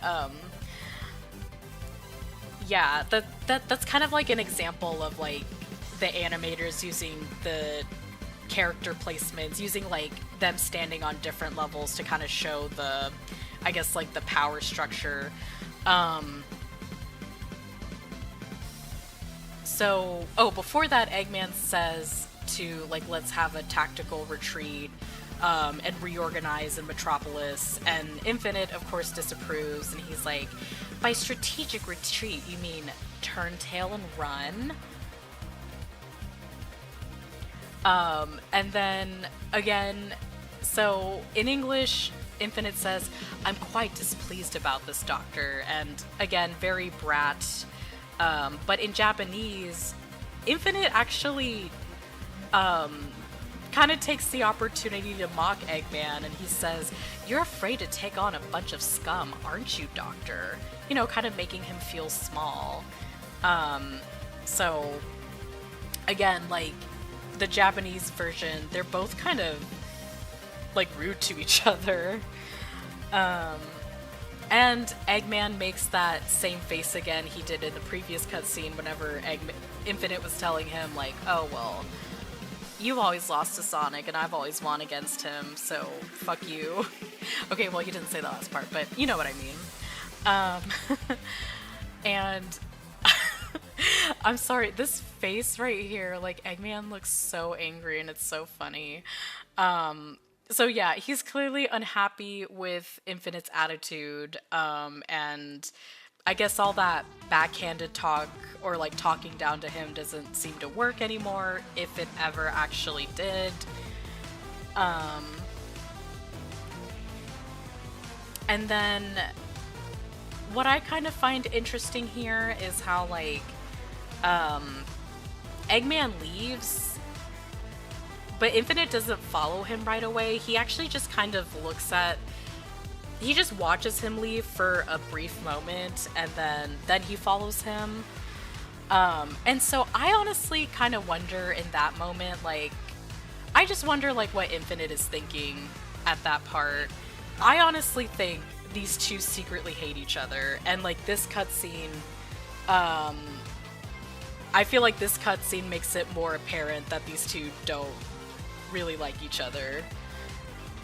I don't know if I feel like I missed something. Oh, maybe it's because I didn't cover it. It was in the first... I said somewhere in this PowerPoint that, like, I feel like the different placements kind of... It shows, like, the... Kind of, like, I feel like it's a representation of, like, the shifting power dynamics, but, like, there's like more than one type of power imbalance. Like, these two have, like, different categories of power imbalances. So, like, I think from, like, from, like, a physical strength, like, from a power standpoint, like, physical combat standpoint, Infinite is, like, a level, he's definitely above Eggman there. So, like, there's that kind of aspect. And Eggman he feels the need to, like, try to keep Infinite in tow or like keep him on a leash, tries to talk down to him wherever he can so that like Infinite doesn't like get too, he's not out of line. But then I think where Eggman has like the upper hand is kind of the one with, it's like it's the boss employee thing. Your boss is like the one that's paying you, giving you the paycheck. They could let you go at any time. And also like I don't know, and this is just one of those things that we never really see in Forces, but like I don't know if Infinite thinks that he could like just do this without Eggman, or if he feels like, well, without Eggman he can't recharge the Phantom Ruby or something like that. So yeah, there's kind of there's like different, it's not just like one set power imbalance. There's like different categories, where like Infinite has like the advantage in some areas, and then Eggman has kind of the upper hand in others.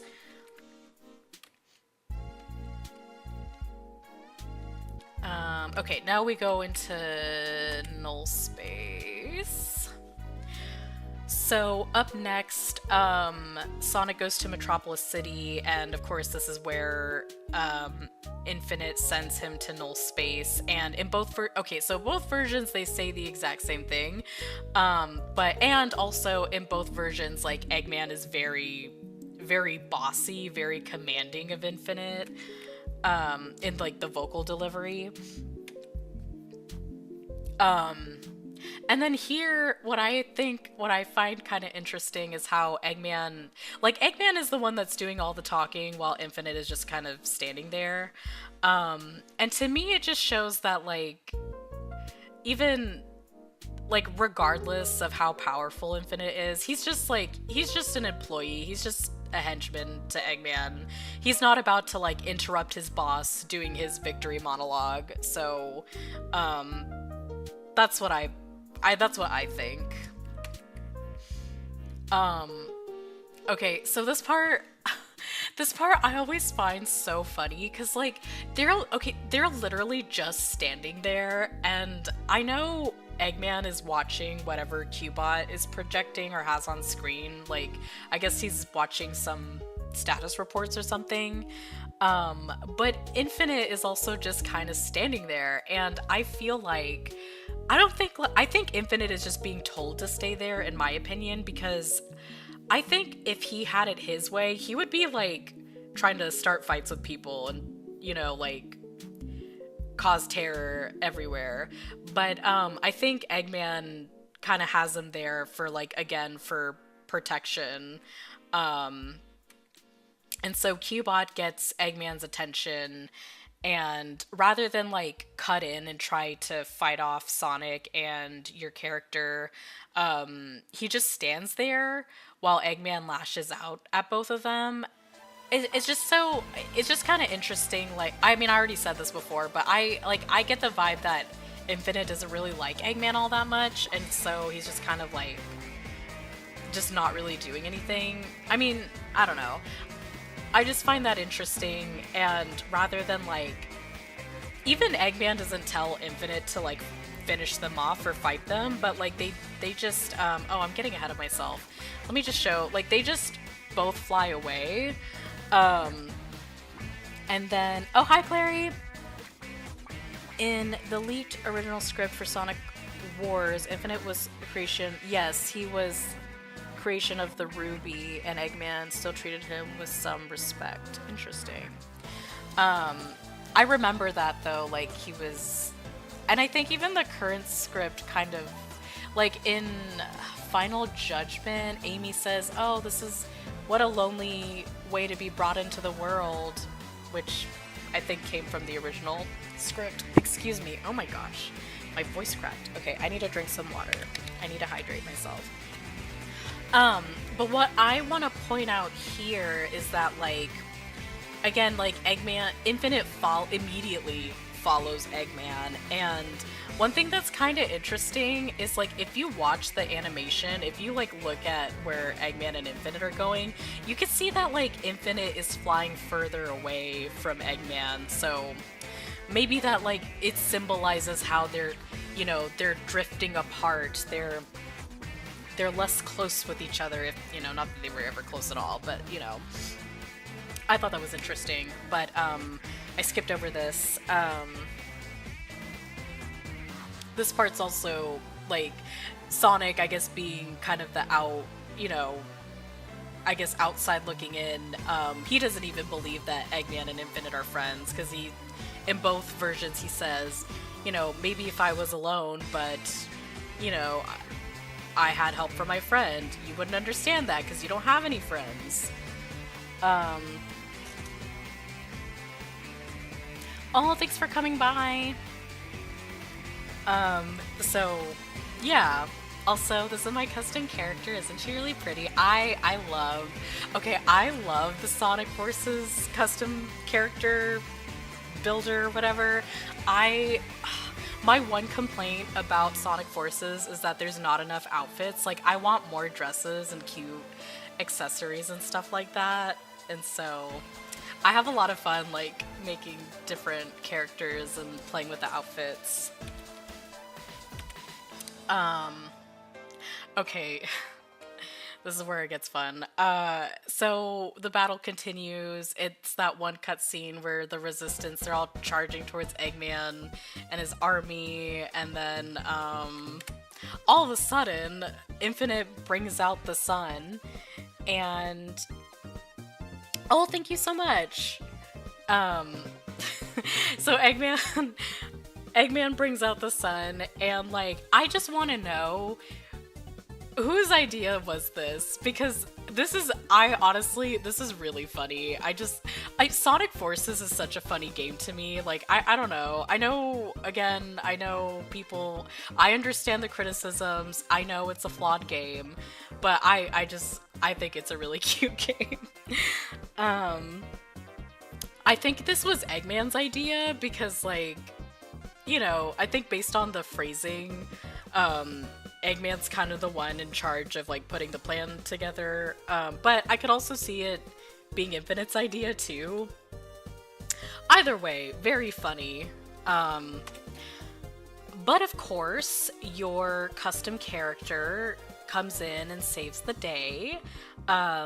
You know, was able to stop the sun from destroying everyone. And then Eggman realizes that not all of the Phantom Ruby prototypes were destroyed. So again, we don't actually know, like, what that whole ordeal was very much, but apparently, apparently in the Japanese version, Eggman says, I thought I got rid of all the prototypes, so it seems like he was, like, more in charge of that. But then, if that's the case, why did Infinite keep one with him, you know? Probably because he wanted to have one for himself, I would imagine, but, like, again, if it's also the case that Infinite was in charge of disposing the prototypes, then, like, it's kind of more of a reason for Eggman not to trust Infinite anymore, because he once again fucked up. My personal complaint with the Avatar creator is that there isn't enough animal representation for more reptiles and amphibians. Oh, yeah. I know. Hopefully, I hope... Hi again. I hope that, like... I hope they bring back the custom character thing, because that was really cool. Like, I would love for the Rookie to come back. I mean, you know, I want to make more... Actually, honestly, I'm surprised that the Rookie isn't in Sonic Cross Worlds. Like, they don't have, like, an Avatar creator there, because, like, that would be like racing as your Mii in Mario Kart Wii. You know what I'm saying? Like, I feel like that's a missed opportunity, but... It is what it is. Sega should hire me. No, I'm just kidding. So next, Infinite, Sonic and your OC battle Infinite, and once you join in the boss fight, Sonic says something like, "My friends got me this far, and together we're gonna win." Infinite responds with, "Friends are but an illusion. The only thing you can count on is your own strength, or you can count on nobody but yourself."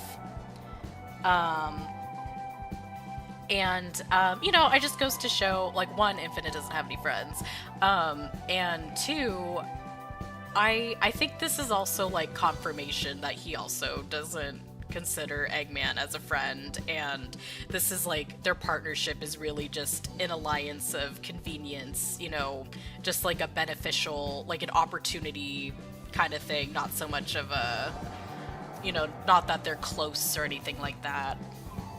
So then we get to Infinite's end. He is, of course, defeated, and he's absorbed by the Phantom Ruby, and Eggman doesn't really do anything to stop that.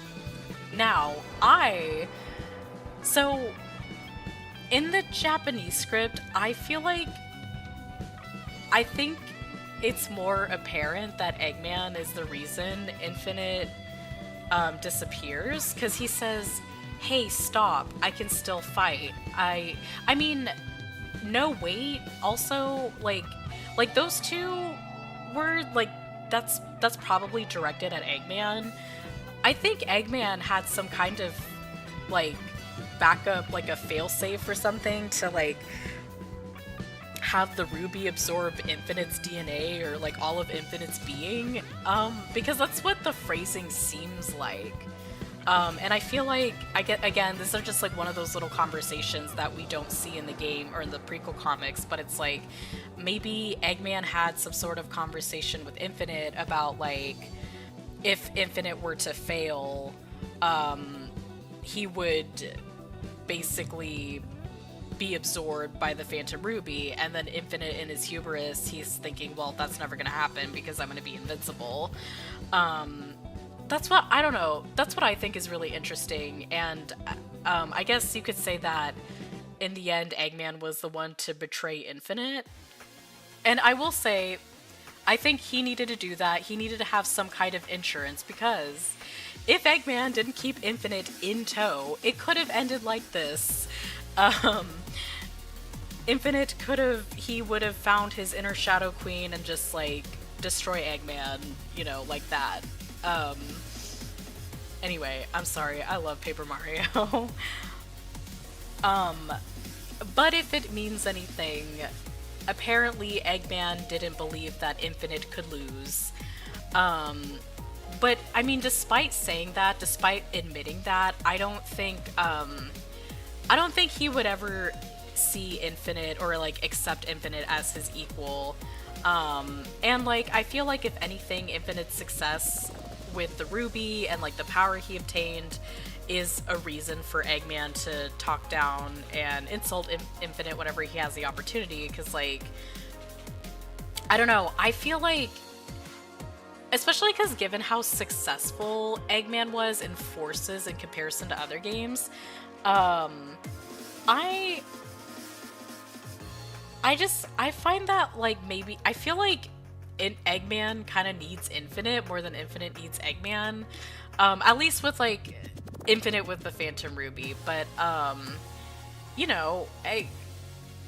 once again, this is the Eggman Empire. He wants to make sure he's the one in control. And, he sees this new, like, hot, skinny, young villain with a lot of hair, and it's like, oh my gosh, if I don't know, before I know it, he's gonna be on the cover of Vogue. That's my Vogue photo shoot. I cannot let that happen.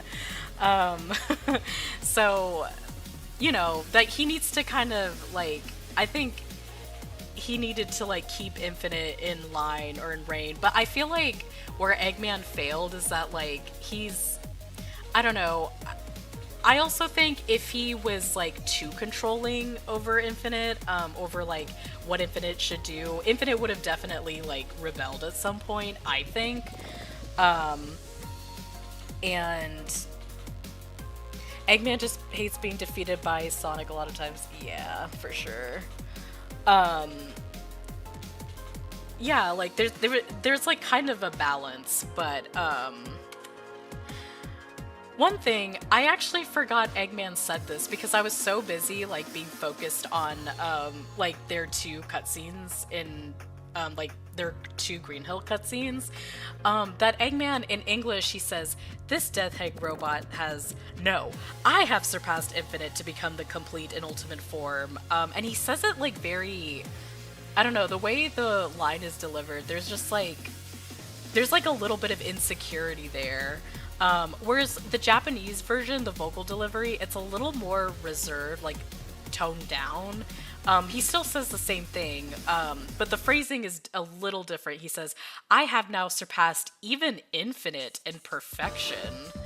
So I kind of see this, especially in the English version. I do feel like Infinite's like jabs did kind of get to Eggman, and kudos to Infinite for like actually making Eggman feel small, because I love when someone else is able to do that. But yeah, I don't know. I just thought that line was like so interesting. Like, I think that shows that maybe Eggman did actually believe, like, deep down, like, oh yeah, he's better than me. But in summary, Eggman, by the end of the day, Eggman and Infinite are two narcissists working together that will nag each other when given the opportunity, especially in the Japanese version. The Japanese version also makes it clear that Eggman will not only talk down to Infinite, but also, I think, also limit his opportunities to keep him in place. And again, Eggman refers to Infinite as Kisama on like 4 different occasions, as like a way to talk down to him, make himself more superior. But despite that, whenever Infinite insults Eggman, he goes for the ego. He targets Eggman's ego, which I think honestly is probably more effective, because like Infinite doesn't, for the most part, doesn't really seem to care that Eggman talks down to him, because I don't know, maybe he just doesn't like actually care what Eggman thinks of him, especially when he has the ruby, because maybe he knows like, well, I'm more powerful than you anyway. But despite everything, we don't really get much of like, it's kind of hard to tell what Infinite thought about Eggman. At least like, we don't get anything explicit. I think the only thing is like, he probably just thinks he's better than him. And regardless of who was actually in control, which is probably Eggman, the partnership was bound to fail, with either Eggman betraying him or vice versa. And in the end, it was like, it was Infinite that got betrayed. But we are not done quite yet. We have the Sonic Channel 2023 Otherworld Story, and oh my gosh, I'm so excited. If you haven't read this, I definitely highly recommend checking this out. The story is so good. But to summarize, strange anomalies are happening all over Sonic's world, and him and his friends are placed in peculiar situations while wearing stylish, very chic, very glamorous outfits. And these are some of my favorites. I love Amy's dress, and then I also love Tikal's dress too. Like, I feel like this like is like straight off the runway kind of thing. It's I don't know. I love. A part of the reason why I love the Otherworld series is just like the fashion, and that's also why I love Sonic Forces too, because like I do like some of the fashion in. Okay, I hate the meme stuff, but like I love like some of the outfits are really stylish. And of course I love Tails in his princess dress, and Marine, and yes, Blaze as well. This one's like a very cute. Very like a different, something Blaze probably wouldn't normally wear, but it looks very cute on her. And then even Chaos is wearing, he's wearing like a chef coat. It's very nice.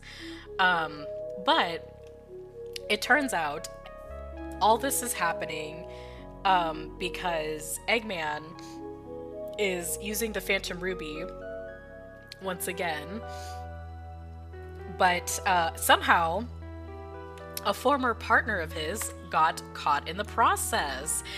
Oh my gosh, I absolutely love and adore Shadow and Infinite's outfits. They're, especially Infinite's. I really, so I think somewhere in the story it kind of hints that like these outfits are kind of like the characters like represents like their desire or like their taste in fashion. Yes, they did. The Phantom Ruby did. The Phantom. So in this situation, the Phantom Ruby put Shadow and Infinite in this like stage venue, and they're performing as pop star. I think they're pop stars. They're pop stars for sure. And I love their outfits so much. It's just very, very fashionable. Both Shadow, well, I think I like to headcanon that Infinite has like a taste in fashion or an interest in fashion. Cause also like his style is pretty nice. Like his style is very, I could talk about the, actually, I actually had a video, I haven't finished it, but like a while ago I started this video talking about the outfits here, but I feel like his like style, it's very minimalist, but like he has like the matching gloves and the matching shoes and just kind of like, I don't know, I just find that, and even his speed battle outfits look really nice.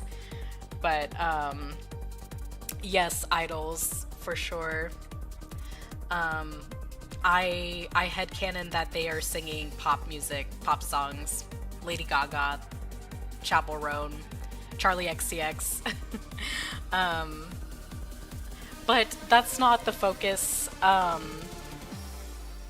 Yes, it's very Prince Charming, and Shadow is slaying for sure. Sabrina Carpenter, oh my gosh. Also Ariana Grande. I love. Okay, yeah. I wouldn't say I condone Ariana's actions from a couple years ago, but I do love her music. Oh, and also Pink Pantheress. I love Pink Pantheress. Okay. Unfortunately, though, that is not, this is not the focus of this section. We're actually going to take a look at the very last chapter of the series, and it has Eggman wearing the Phantom Ruby on his chest like Infinite, and he's like in his super form. So it of course ends with Eggman, it ends with Sonic defeating Eggman, excuse me. And Eggman, he is in his lab, and he has like one last Phantom Ruby core in his hand. And he says, I made one more spare with the last of the materials, just in case something like this would happen. Most of that energy is gone, but if I can scrape up the remains with this, The next thing he knew, the core that should have been in his hand was gone. You finally show an opening, Doctor. What? Eggman turned at the sound of that voice to see Infinite fluttering his dazzling costume, core in hand, and smiling faintly in the far distance. You owe me a lot, you know. I'll use this to get even. Wait, give it back. Wait up, hold it right there. Infinite, having ignored Eggman's desperate pleas and left the scene, lands on the side of the lava pool at the bottom of the ravine and gazes absent-mindedly at the loot he has taken. Okay, first of all, I just gotta say, I absolutely love the pettiness here. Just how, like, Infinite waits for Eggman to realize that the core is missing, and then for him to just finally, like, get the last word, get the last laugh, and I love that. I love and adore that. Yay, Infinite. But unfortunately, he disappears again. And so he has the Phantom Ruby in his hand, and he says, it really is. Oh my gosh. I love this song. Again, I love Force's soundtrack. Sorry. Oh my god, I'm getting distracted again. Focus. Okay. Let me start over. So Infinite has the Phantom Ruby in his hand, and he says, it really is a modified Phantom Ruby prototype. Just as I thought, if I put this on, I'll have power once again. Infinite placed a hand over the spot where the Phantom Ruby had once been, his shoulders trembling with joy, but suddenly, a cold wind pierced his heart. I'm resorting to this again? His heart's craving for power, and his pride, which was deep within him, caused doubt in Infinite. He hesitated for only a few seconds before deciding whether or not to put this on his chest, and that's when it happened. The elimination of the otherworldification, that's a lot to read through, occurs in Infinite, and his body disappears with the light. The core in his hand slips through and falls into the glimmering lava. With a sizzling sound, it is lost to the world forever. So, sadly, he disappears. Infinite was wide-eyed and stunned, but then... He eventually shook his head lightly, a wry smile forming on his face, as if to say this was for the best. Then he vanished along with the light. The world had been saved once more by a bizarre twist of fate, unknown to anyone. The wind merely blew in the sky. So, okay, so technically in a way Infinite kind of saved the day, but, you know, for stealing back the ruby, but then he disappears and it's very sad, and I want him back. I want Infinite back. Infinite gets back at Eggman. You know, he said the last word, he got the last say, but sadly disappears again, and I guess that's that. Or is it? So, we're not done. We're not done. We have one more section. Actually, we have another game to cover. We gotta talk about Sonic Frontiers. The Japanese script specifically. Because like I mentioned earlier, the English and Japanese scripts in Frontiers are very different. It honestly, I feel like it's the most different it has ever been in any Sonic game. To the point where like some cutscenes, it's like they're having two different conversations. It's very, very interesting, but why do we need to talk about Frontiers? Well, okay, listen. Maybe you thought it, I thought it. When I saw Sage for the first time, I honestly was very much reminded of Infinite, and, you know, I thought, you know, maybe they'd connect somehow, like, they'd be related somehow, but, you know, listen, I'm not... Okay, actually, yes, I am. You know, it's just very interesting how their appearances kind of align. You know, you have the white hair, you have the covering of one eye. You know, there's just something about it that's like a little suspicious to me.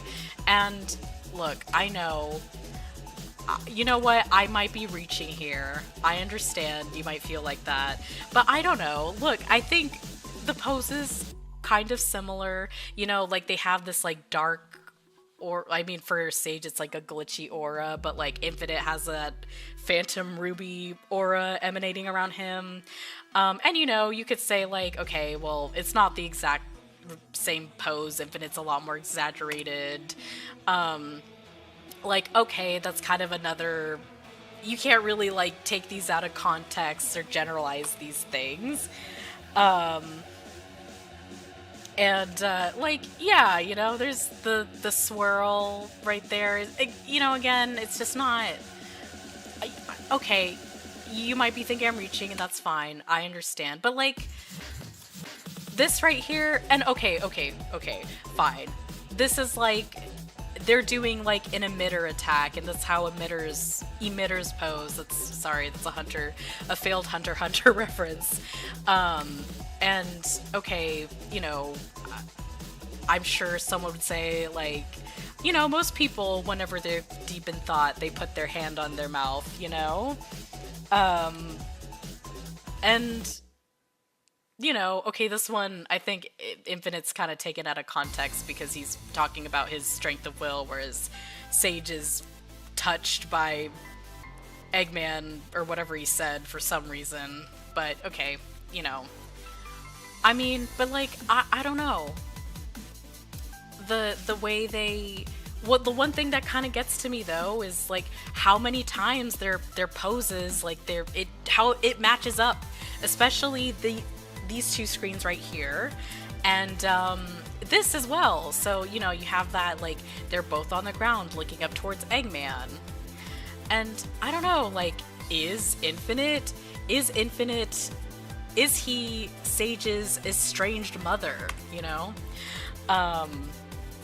Well, okay, it might be a little more complicated than that. So again, I will say, I think from like a cosmetic perspective, a cosmetic standpoint, I feel like Sage is Infinite's replacement, like replacement in air quotes, because I don't think she'd actually replace Infinite, but it's in the way of how like Infinite was Mephilus's replacement in Forces, because I will say when I saw Infinite for the first time, I immediately thought of Mephilus. You know, I think their appearances, like from a cosmetic standpoint, it is intentional. Like it's intentional for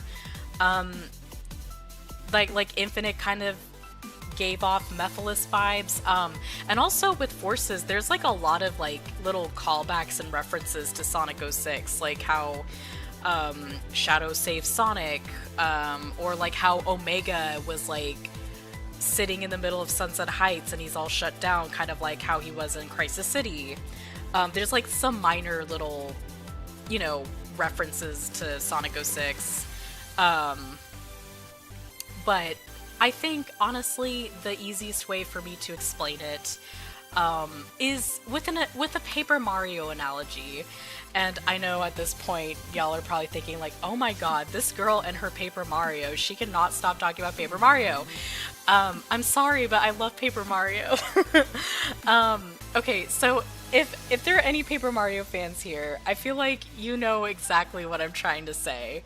Okay, because like, we have Paper Mario 64, Paper Mario TTYD, and then Super Paper Mario, and before, look, I'm sure the TTYD fans are gonna be like, how dare you compare the worst Sonic villain to the best Paper Mario game of all time? And to that I say, first of all, Super Paper Mario is the best Paper Mario, but again, this is just an analogy.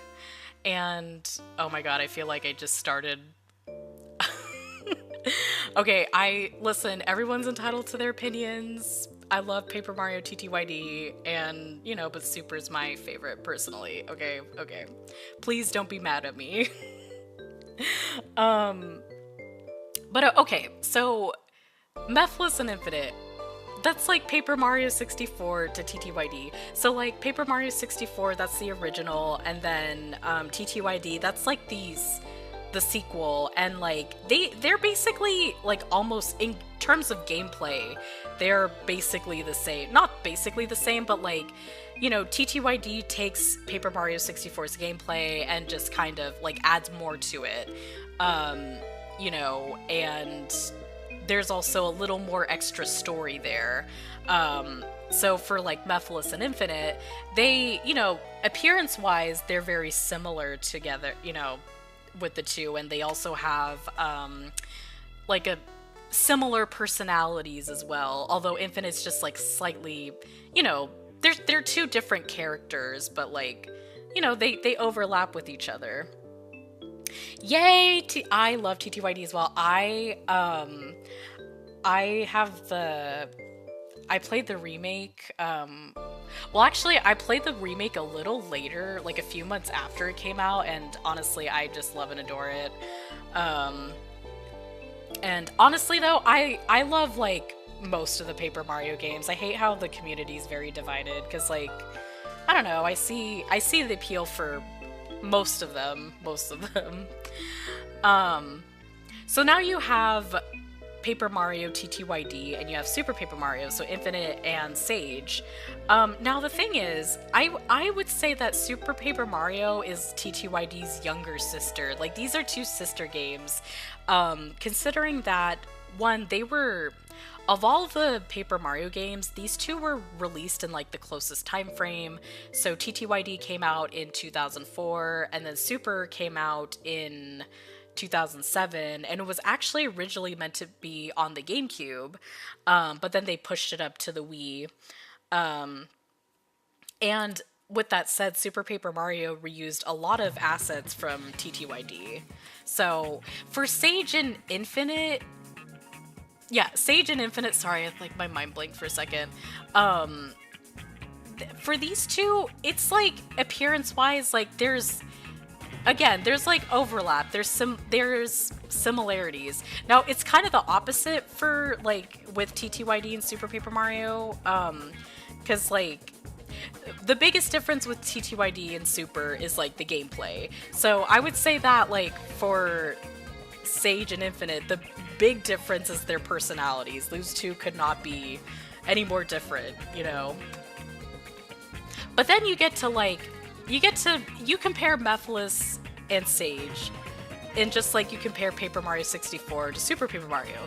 These are two very different characters, very different designs, very different personalities. These are two completely different games, you know? So like TTYD or like Infinite is kind of like the one in the middle that kind of connects the two, at least cosmetically speaking. Now, you could say the exact same thing for the other Paper Mario trilogy, and I know I'm gonna hear it from the Sonic fans, and how dare you compare the best Sonic villain to the worst Paper Mario game of all time. And to that, I have to say, have you even played Sticker Star, or are you just, like, saying that because everyone shits on Sticker Star? And I will have you know, I played Sticker Star, and admittedly, I haven't finished it because I don't really like it, but I just want to say, I do know there are people out there that love Sticker Star, and at least from whenever I read the comments, whenever I listen to the OST, but like, you know, I'm just saying, you know, that Sticker Star was someone's. And okay, this is me coming out, like, this is me as, like, a Super Paper Mario defender who had to deal with a ton of, like, growing up was, like, seeing all this hatred on Super Paper Mario because the gameplay was different. And then also as a Sonic Forces girly who, like, every time has to see, like, honestly, I don't, like, I'll say something about Forces and just, like, and I will always acknowledge that the game is flawed, but like people unprovoked, they will like say, well, you're wrong. And I'm like, how? Like, it's my opinion. And it's like, I'm speaking from my heart and I can't ignore my heart. You know what I'm like? I don't know. Anyway, so I'm a Sticker Star empathizer. For I guess fans of that game. Yeah, I find that out of all the Paper Marios, Sticker Star is definitely scaled back, but also it's like, in my opinion, it's the least intuitive for me, because like I've had to like look at a walkthrough like almost every step of the way, and then also it's not, you know, the story's pretty minimal, there's not really much there, but I mean, you know, I feel for those that do like it, because like it is like the game works, you know, it's just like not, it just kind of scaled back. But anyway, all that to say, just to kind of explain the cosmetic standpoint, Eggman is in his divorced dad era, and you know, it just kind of has me wondering, like, cosmetic standpoint, I can see why they would try to make Sage look similar to Infinite, or at least have certain overlapping physical traits, but then like from a storytelling perspective, why what exactly why does she look that way? Did Eggman actually program her to look like that? Because if that's the case, that's like, that's a little weird. But again, this is where like you see the like a big difference in the Japanese and English cutscenes. But the Japanese cutscenes actually dive into how Sage was formed like this. Eggman says, still, that's quite some scientific power. An AI program has been transformed into a prosthetic body. So she herself took on a human form. You look like a human being, except a soul might be out of the question. And I think in this, I want to say in the English version, I think Eggman and Sage were talking about Orbot and Cubot. Like, again, it was a very different conversation. But the Japanese version kind of expands on, like, how she got the form. So then I thought, well, okay, is it possible that's like Sage, based on her AI, since it's confirmed, like she has knowledge of Eggman's history, all of his botched conquests, and like, did she take parts of Infinite? Because technically, like, if you want to get technical about it, out of all of his plans, like, he was the most successful when working with Infinite, given that he had control of the whole world for half a year. And like, if that were the case, like maybe like that makes some sense that like Sage's AI kind of formed her. She kind of like ended up being, I guess like kind of took parts of Infinite's appearance and then Eggman's appearance. I guess like in the human, Eggman's human form or whatever. But no, once again, it's a little more complicated than that, and we have to go back to Sonic Channel. So, Sonic Frontiers, the description on Sonic Channel says that Sage, who has evolved as a result of accessing the technology of the ancients, begins to sabotage Sonic and da-da-da-da. So, basically, what the fuck?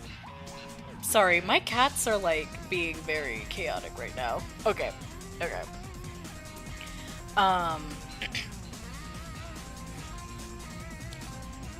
So, where was I? Okay, so basically, on Sonic Channel, it confirms that Sage, she evolved from accessing the technology of, in Starfall Islands.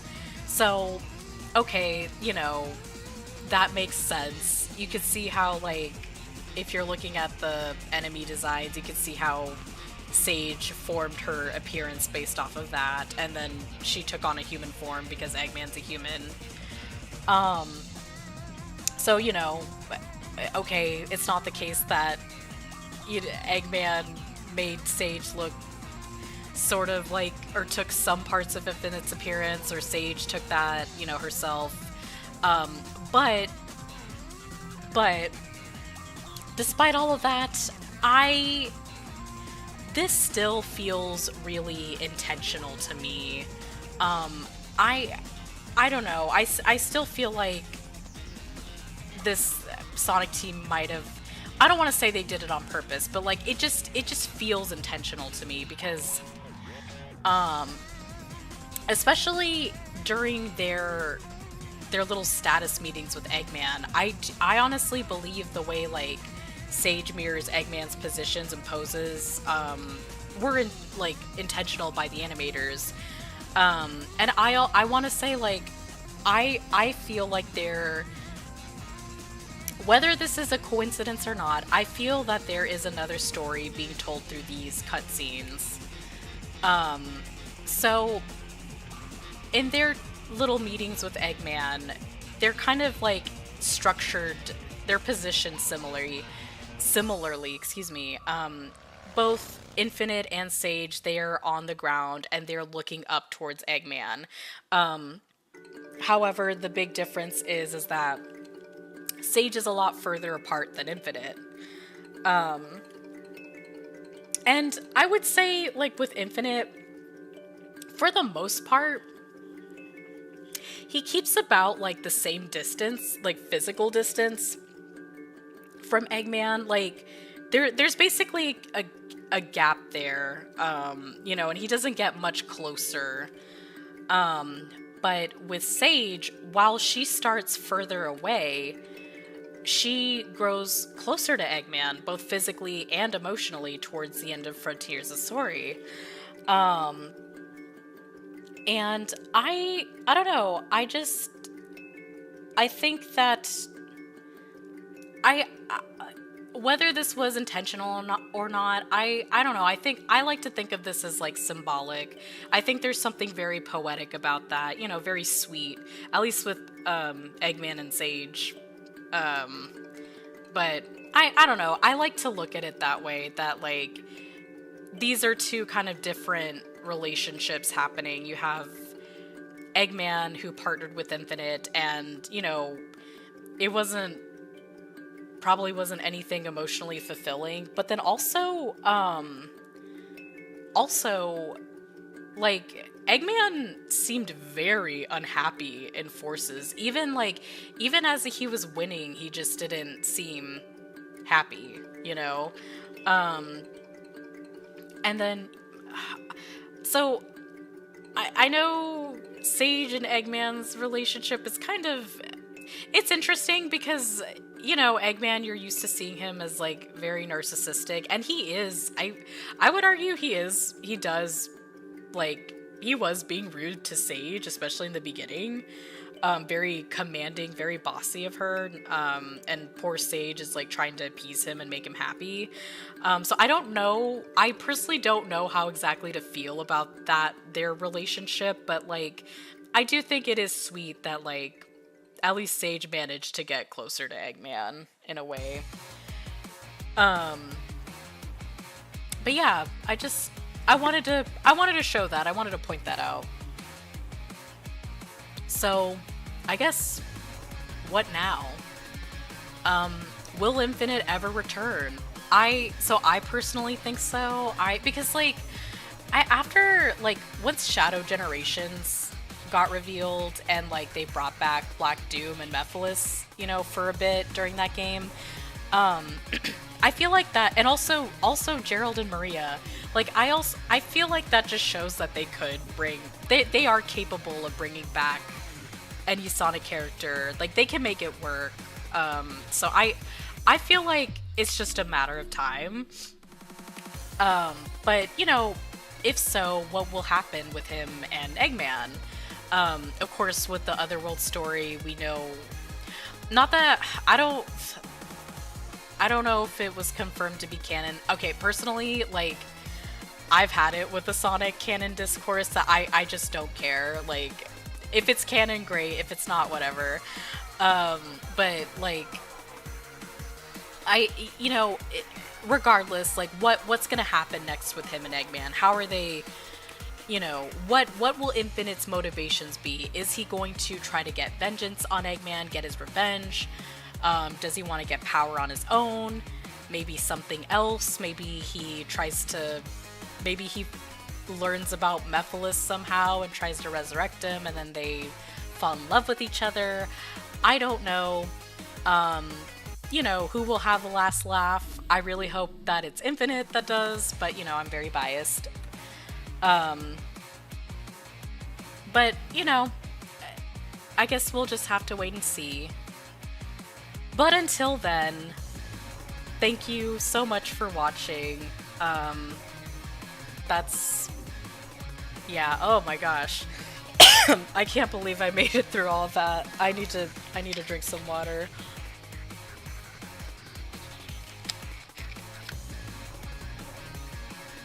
Wait, in Sonic Dream Team, Eggman created a Guardian Hunter that looked a lot like Infinite. That's interesting. I have not played Sonic Dream Team because I can't really play Sonic Dream Team. But, well, with that Apple Arcade thing. But, like, That is so interesting. And the designer's note says she's supposed to look like a digital phantom, so it might be interesting. That's very interesting. Thank you for the insight.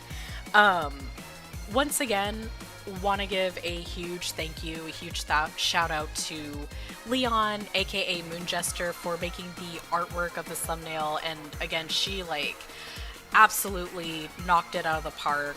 I talked about this in the beginning of the stream, but she, when we were like trying to brainstorm what to do here, I wanted to like sort of carry that for Infinite, kind of carry, like, I wanted there to be like a vibe, like just an air of mystery,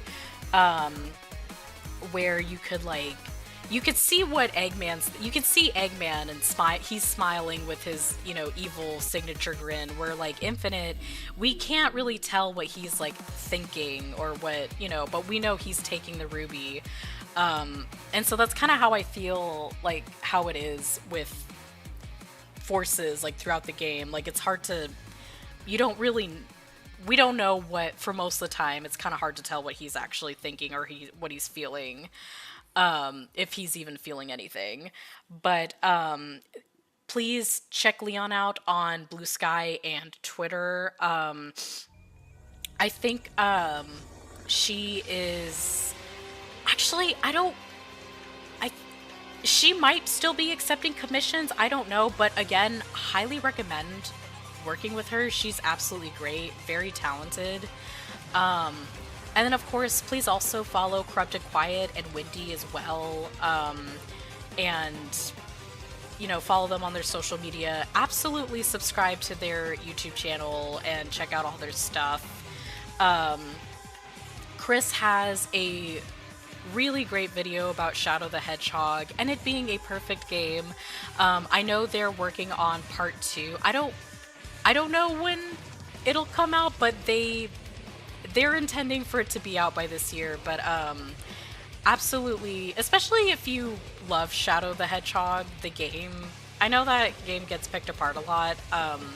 So, you know, I highly recommend checking this out. And then check out Windii's work as well. Some of my personal favorites from her channel, of course, is the Sonic Forces and also Shadow Story from Sonic 06 because I love Infinite and Mephiles, but I also really loved the Team Sonic Racing Japanese translations. Again, just a very different vibe in comparison to like the English script, and so but again, Windii also translates a lot of stuff from Sonic Channel. I absolutely recommend checking out the 2023 Otherworld Story. It's a really great read, and then also they have their cute outfits. And yeah. And, oh, thank you! If Infinite and Mephiles teamed... Oh my god, if Infinite and Mephiles teamed up, everyone would be cooked. Abso-fucking-lutely. Absolutely. They need to work together. They need to team up and maximize on their joint slay because, like, there's so much potential. Okay, I'm gonna put myself on camera. Ugh, I love this. Okay, you know what? I'm just gonna say it, like, Shadow Queen, she gives Mephiles vibes. She's kind of like girl Mephiles, in my opinion. This is the final boss theme for the Shadow Queen in Thousand Year Door, to those that don't know. Okay. Actually, I said I wasn't gonna do this. I feel like this is a little too intense. I need to change the music to something a little more... No. I need to find the right... hold on, I need to find the right music to... Okay, this'll do, this'll do. Wait. Okay. I just want to thank you guys for 15,000 subscribers. Whether you have been here from the very beginning or you just joined, I really appreciate you. your support and for sticking around. And I started writing out videos in like 2020. So actually, it's not already 5 years. It's almost like 6 years since I started writing out videos, and it will almost be 4 years. So I actually need to update that, but it will almost be 4 years since like I've started uploading. Since I uploaded my very first video to the channel, and I'm just, I feel like this is a huge privilege to like get to do this, to have like I know in the grand scheme of things, 15,000 isn't like, 15,000 is a lot. Like, that is a lot of people. If you like if you went to like a stadium or something, not a stadium, but like an arena, like that's a lot. That is a lot of people. And I'm really grateful, and I feel really privileged and blessed to like have that platform.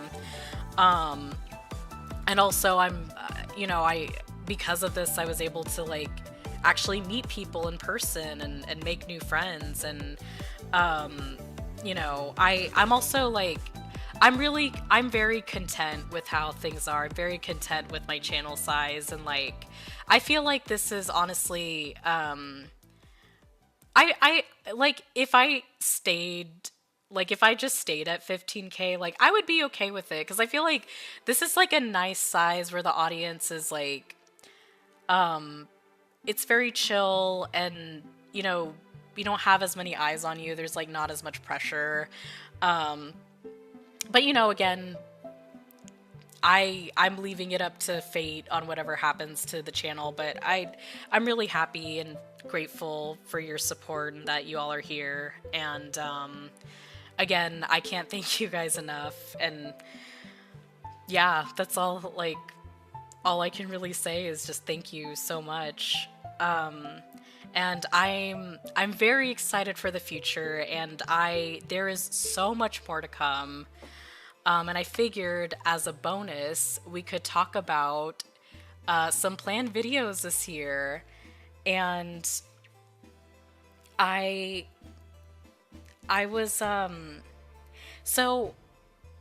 was thinking about like my overall goal for 2026, because this is the year that I'm gonna turn 30, which I know I'm old. Okay, not that old in this grand scheme of things, but that's how people on the internet like will say that 30 is old. But whatever, I don't care. You are as young as you feel, okay? But I really want 2026, like I want this is like the year like for me to finish what I started. I have a lot of projects these past few years that like I would work on again, off again, but just like never been able to like push it to the finish line.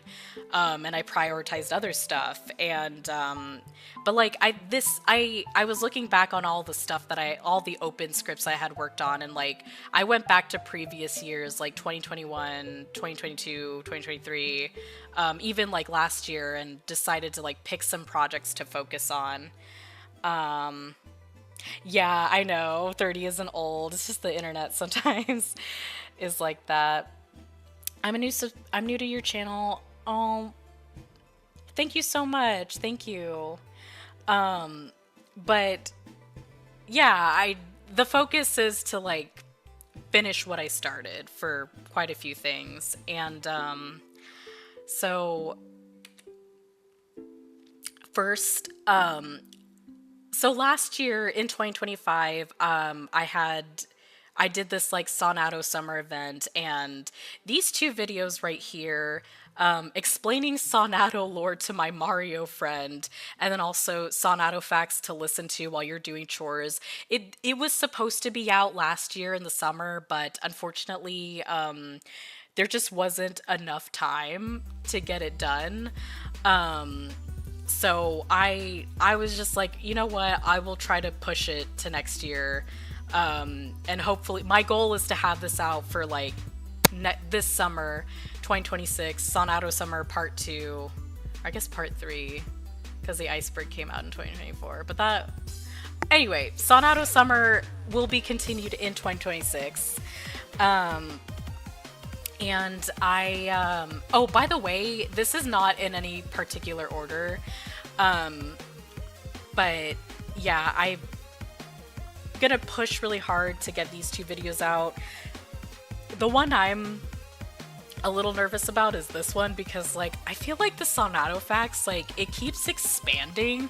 Like, there's, like, we got, like, a lot of stuff, even after the iceberg, like, we got more stuff in 2025 and still kind of getting some little, at least from, like, the social media, like, just getting little hints of Sonato here and there, so, I'm really pushing for this one, but I will say Corrupted Quiet worked on the thumbnail for this video, and then Nene worked on this thumbnail here, and a little Sonato fact already, but she submitted this for the July 2025 fan art contest that Sonic Channel does, and it got picked, so, you know, there's a little Sonato fact for you. And then I plan to do a video about these beautiful, amazing, brilliant Sonic games that I love and adore so much. So the tentative title for this is Liking Bad Sonic Games. I'm like 70% set on the title. I don't know, I can't think of anything better, because, like, I want something to, like, get people's attention. Not that I think... Well, I definitely don't think Sonic Forces is bad by any means. I feel like people kind of exaggerate on that. But, like, I really... Like, these three games in particular have gotten me through some really, really challenging times. And, like, I just wanted to talk about my experience on those. And,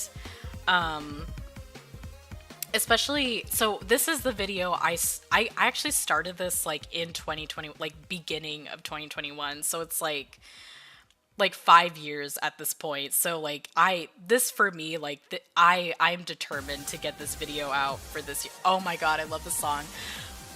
Oh my god. Okay, sorry. Is another TTYD song from the remake. Okay. Focus. So, what was I saying? Okay, yes, I started this in 2021, which is like about 5 years at this point, and so, like, this has to be the year that it comes out, and I really, I would work on this on again, off again, but it was just like, I kind of had it was kind of a struggle to put, like, all of my thoughts and feelings into, like, onto paper, into words. And I will say this video is definitely, like, I feel like, the most vulnerable I've ever been in my work. I think, like, I've definitely, I don't even know if I should be saying this, but, like, writing this has been a very emotional experience for me so far. So this video is, like, really special to me, and again, I'm determined to get it out this year, and also release something that I'm, like, super proud of. Not saying that I'm not proud of, like, my videos. I'm proud of most of the stuff I put out, but, you know, I want to, like, I want to get this right. And then next we have, okay, so first of all, I have been wanting to do a Mario video for, like, ever. And because honestly, I love Mario as much as I love Sonic, but I get kind of writer's block with Mario, and I'm not sure why, but, like, this video I started in 2023, and I even put Easter eggs. Actually, like, the Shadow and Eggman relationship analysis was, like, I put like my first Easter eggs in there, so like I've had this video planned, but I've just never been able to finish it. But this is called Paper Mario's Chapter 3 Phenomenon. And if you see little things about Chapter 3 or the number 3, yes, that is like, that is supposed to be an Easter egg to this video.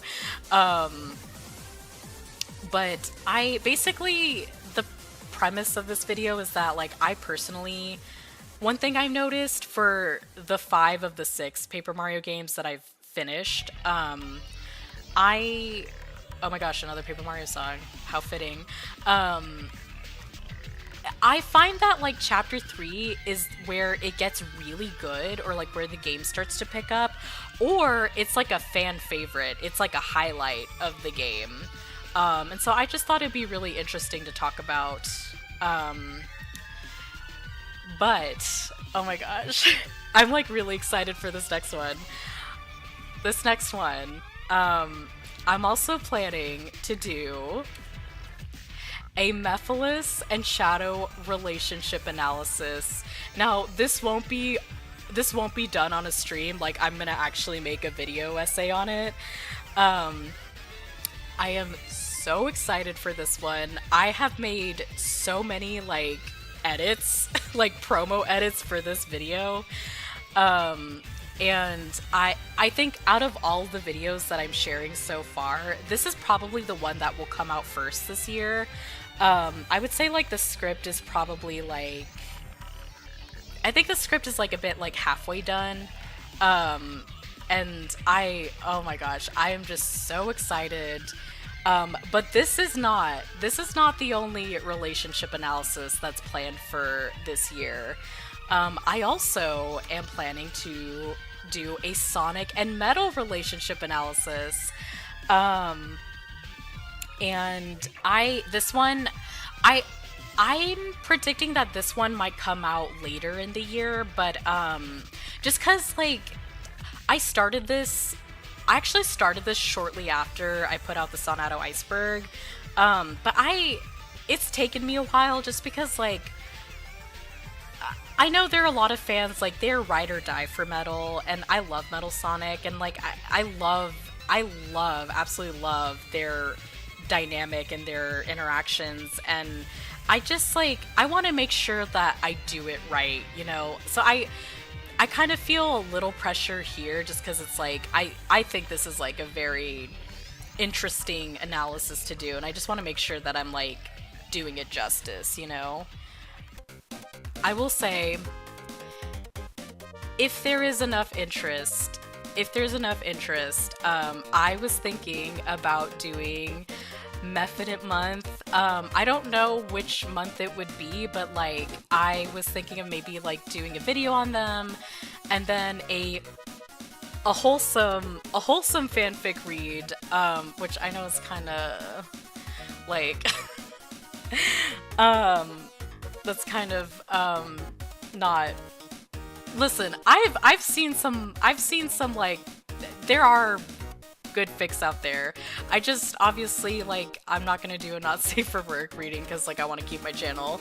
And then also like a shit ton of edits, because I last year and even now have been just like making Mephiles and Infinite, like Mephinite edits, just because like, I don't know, it makes me happy. It relaxes me. I love these two. And so again, this is kind of like if there's like enough interest. Oh my god, yes, hi girls!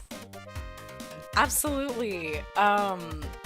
Again, like if there's enough people like wanting to participate or also down to watch, I will absolutely do it. And I think when I get closer to finishing the Mephato analysis, I'll post about this to see like, you know, who would be interested. But yeah, lots to come this year. I'm really excited. And, you know, thank you again for watching. Really, really greatly appreciate it. Greatly appreciate your support. And thanks again for like sticking around because I started. Oh my god. Um, this stream is like 3 hours and 15 minutes. Wow. Um, a Spilver Eternity. Yes, absolutely love it. Yeah. Thank you guys for watching and really appreciate you guys being here. Oh my gosh, the song is not fitting for the ending, but whatever, we're just gonna roll with it. Oh man, the shuffle, okay, it is like not like some of the music that I wanted to play earlier is like playing now and it's not fitting, but whatever. But yeah, thank you guys again for watching. I really appreciate it. Oh my god, I cannot get over how unfitting this song is for like the goodbye feature or whatever. But yeah. You know what? Hold on. I want to change it. This is let me change it to okay, there we go. There we go. Ending on a Sonic Forces track. I love that. Absolutely love and adore that. Oh shit. Oh, okay. I thought everything like okay. Okay. Yeah, thank you guys. Thank you guys for sticking around. For even like sticking through the stream. And thank you again for 15,000 subscribers. I'm very excited for the future and I hope to put out more content for you guys. Well, I will say I will probably upload less this year, but like I want to make sure the content I put out is like is really good, you know, is worth the wait. And yeah, I'm just very, very excited. And I hope you guys have a great rest of your day. Enjoy the weekend, and I'll see y'all soon. So